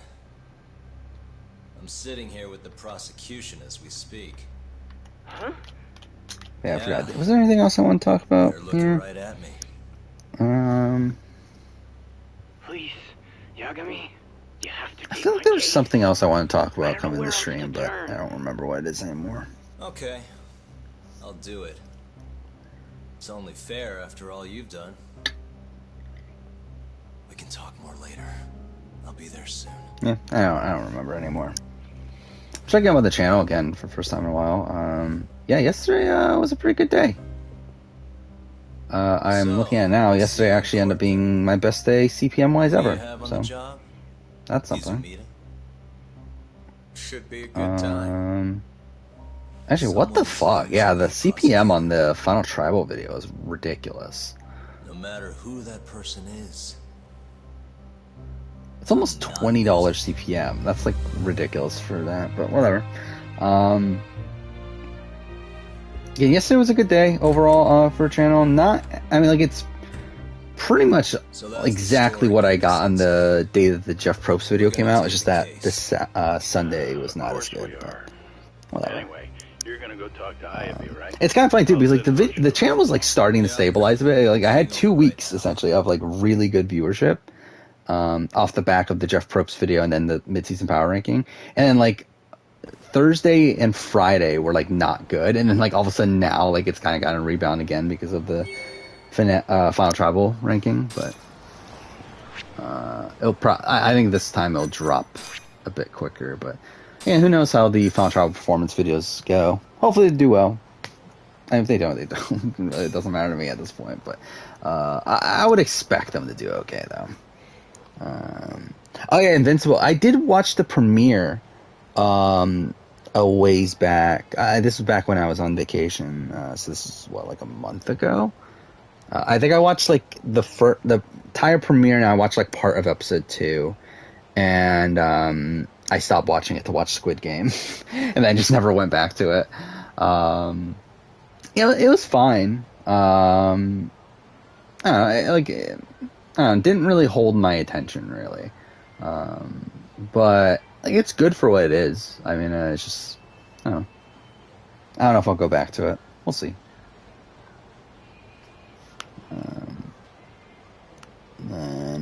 Do you think that there will be another returning player for Austrian Survivor? I suspect not, considering we haven't heard anything. I already say I'm a fucking idiot. I literally went back to save again.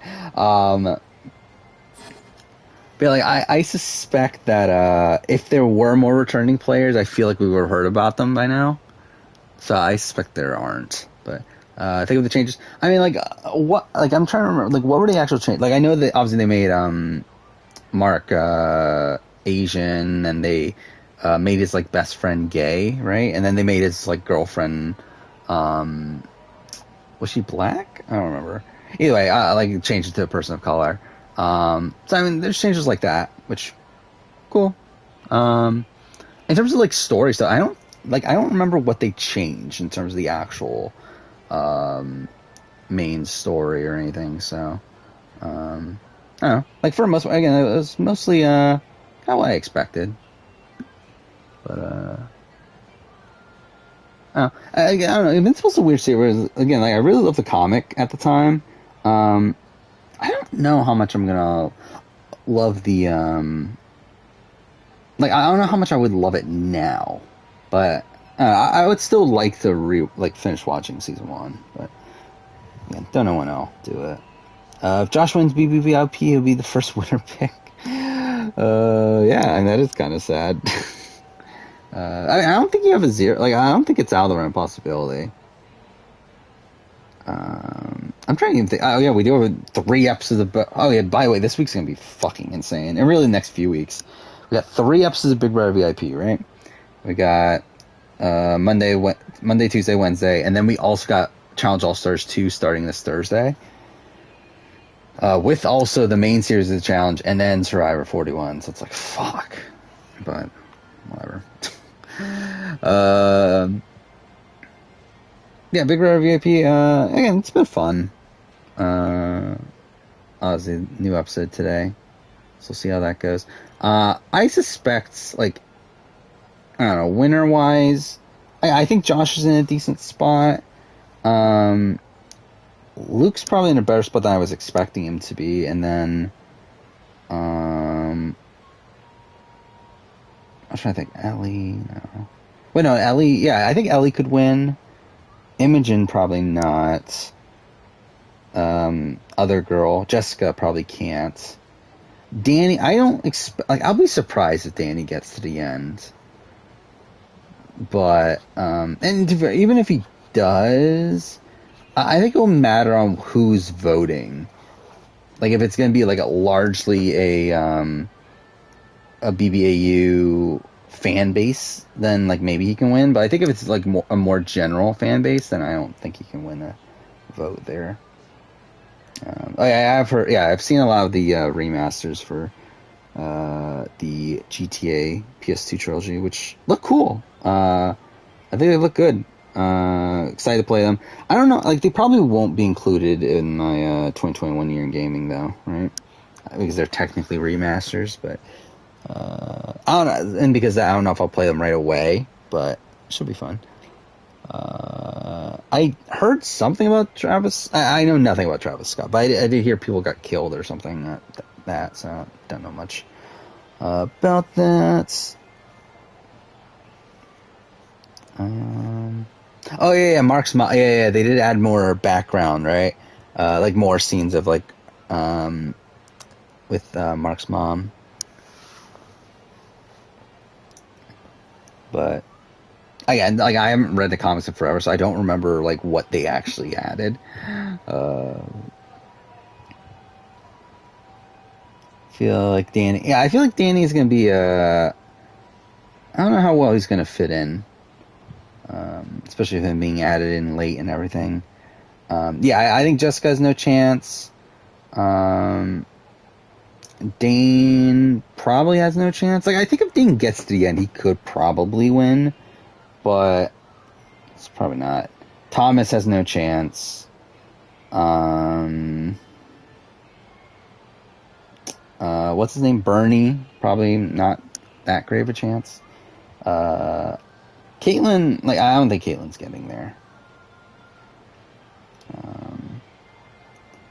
GTA 3 was my first GTA, but like, I've never played GTA like for the story or anything. Like, I mean, like, I've only played, like, when I was a kid, I only played it like just the free roam in the open world and stuff, and like I never got much into like the campaign or anything. So like, I don't know how much nostalgia I really have replaying them, but the thing is, like, I own the 3 games, like the ports on PS4 already, but I definitely would be more incentivized to play them on the remasters. But yeah, I mean, like, GTA, like, as a series has just been one that I never really got as into as I would have liked until GTA 5, which I enjoyed. The main game, I haven't played much online. And haven't played online in like 6 years or whatever. Like a very long time. But I like GTA 5.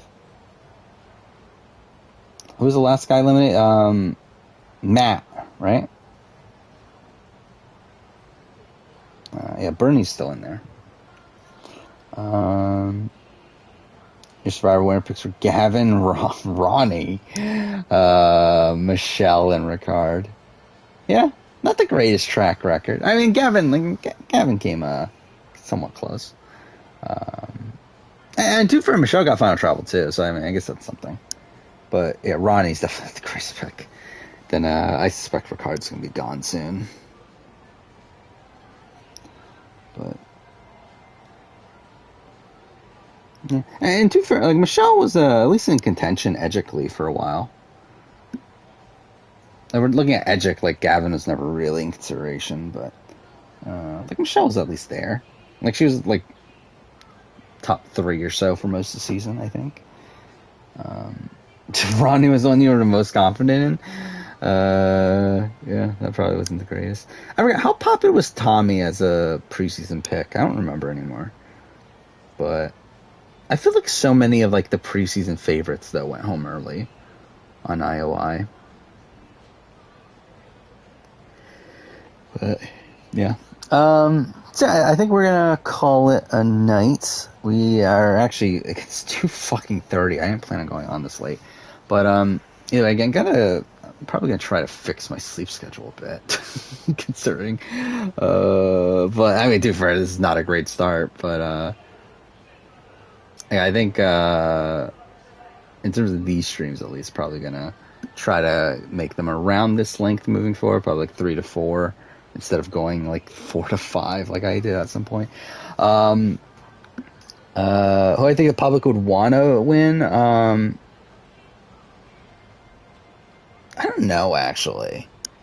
Because, like, I think it matters who they're up against. Like, I mean, I don't think Caitlyn is going to win. I don't think Thomas is going to win. Then outside that, I feel like, and I don't think, like, Imogen or Jessica are going to win. But yeah, like, I feel like, yeah, Luke, I think, could win. But that's, like, if they're going for, like, trying to vote for a normal person. And that, like, because, like, if they're going, like, if we're getting a lot of, like, votes from, like, fans of these people as celebrities, I feel like Luke's probably at a disadvantage. But, like, I think Josh can definitely win. But I think that'll be, like, the other contingent, where, like, I feel like Josh would need to get votes from the people that, from, like, his fans as a content creator and everything. I think Ellie could win, but, like, I think that's, like, I don't know how popular is Ellie, like, social media wise. Which, by the way, Ellie, I think is one of the most attractive people I've ever seen. I will say that. But, like, I think she's, like, yeah, she has, like, 1.2 million Instagram followers. So, yeah, I think she could definitely win. And, like, I feel like Imogen and Jessica both have, like, a lot of negativity around them, to where I think they're going to struggle to win. And I'm forgetting the rest of the cast, so I'm looking it up real quick.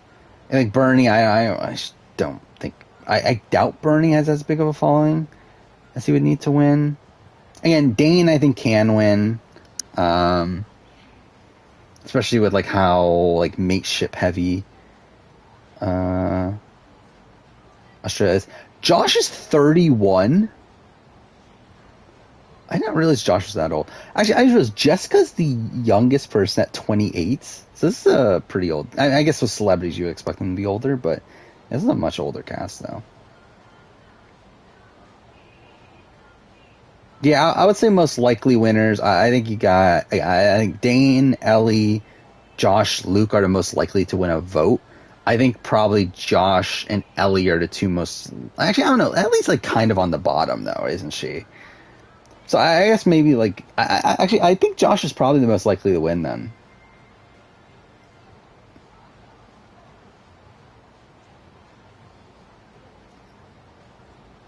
Yeah, I mean, I think we'll have to see how the game plays out moving forward, though. But...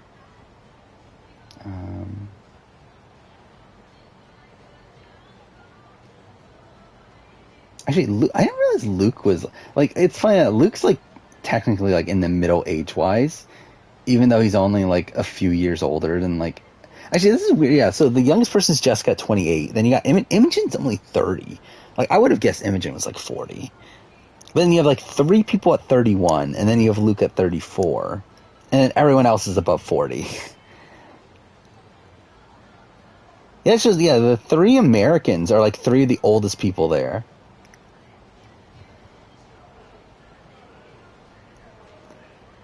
Yeah, it's also weird.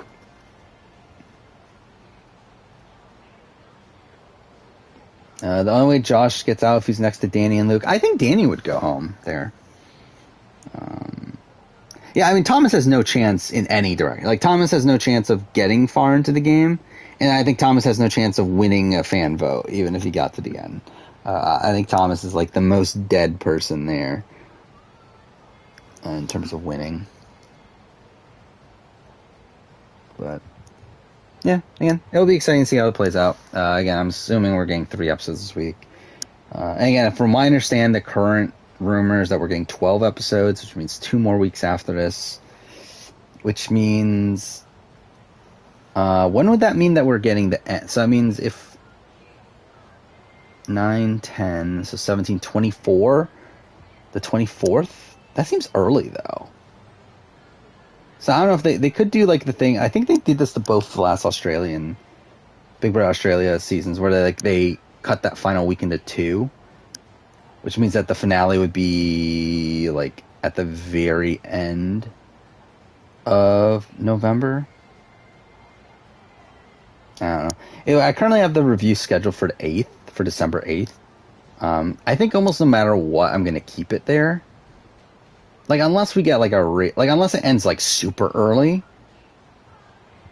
Like, I mean, like, unless it ends on the 24th, I guess. I'll probably keep it there. But if it ends like the week after that, then I think I'll just keep it at the 8th.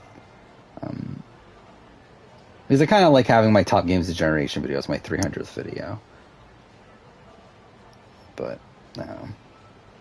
Because if I have to switch it out, it'll end up being my BBVIP video. It's my 300th video, which that's kind of like not as special to me. But whatever. Yeah, anyway. And we'll end here. See you guys on Wednesday.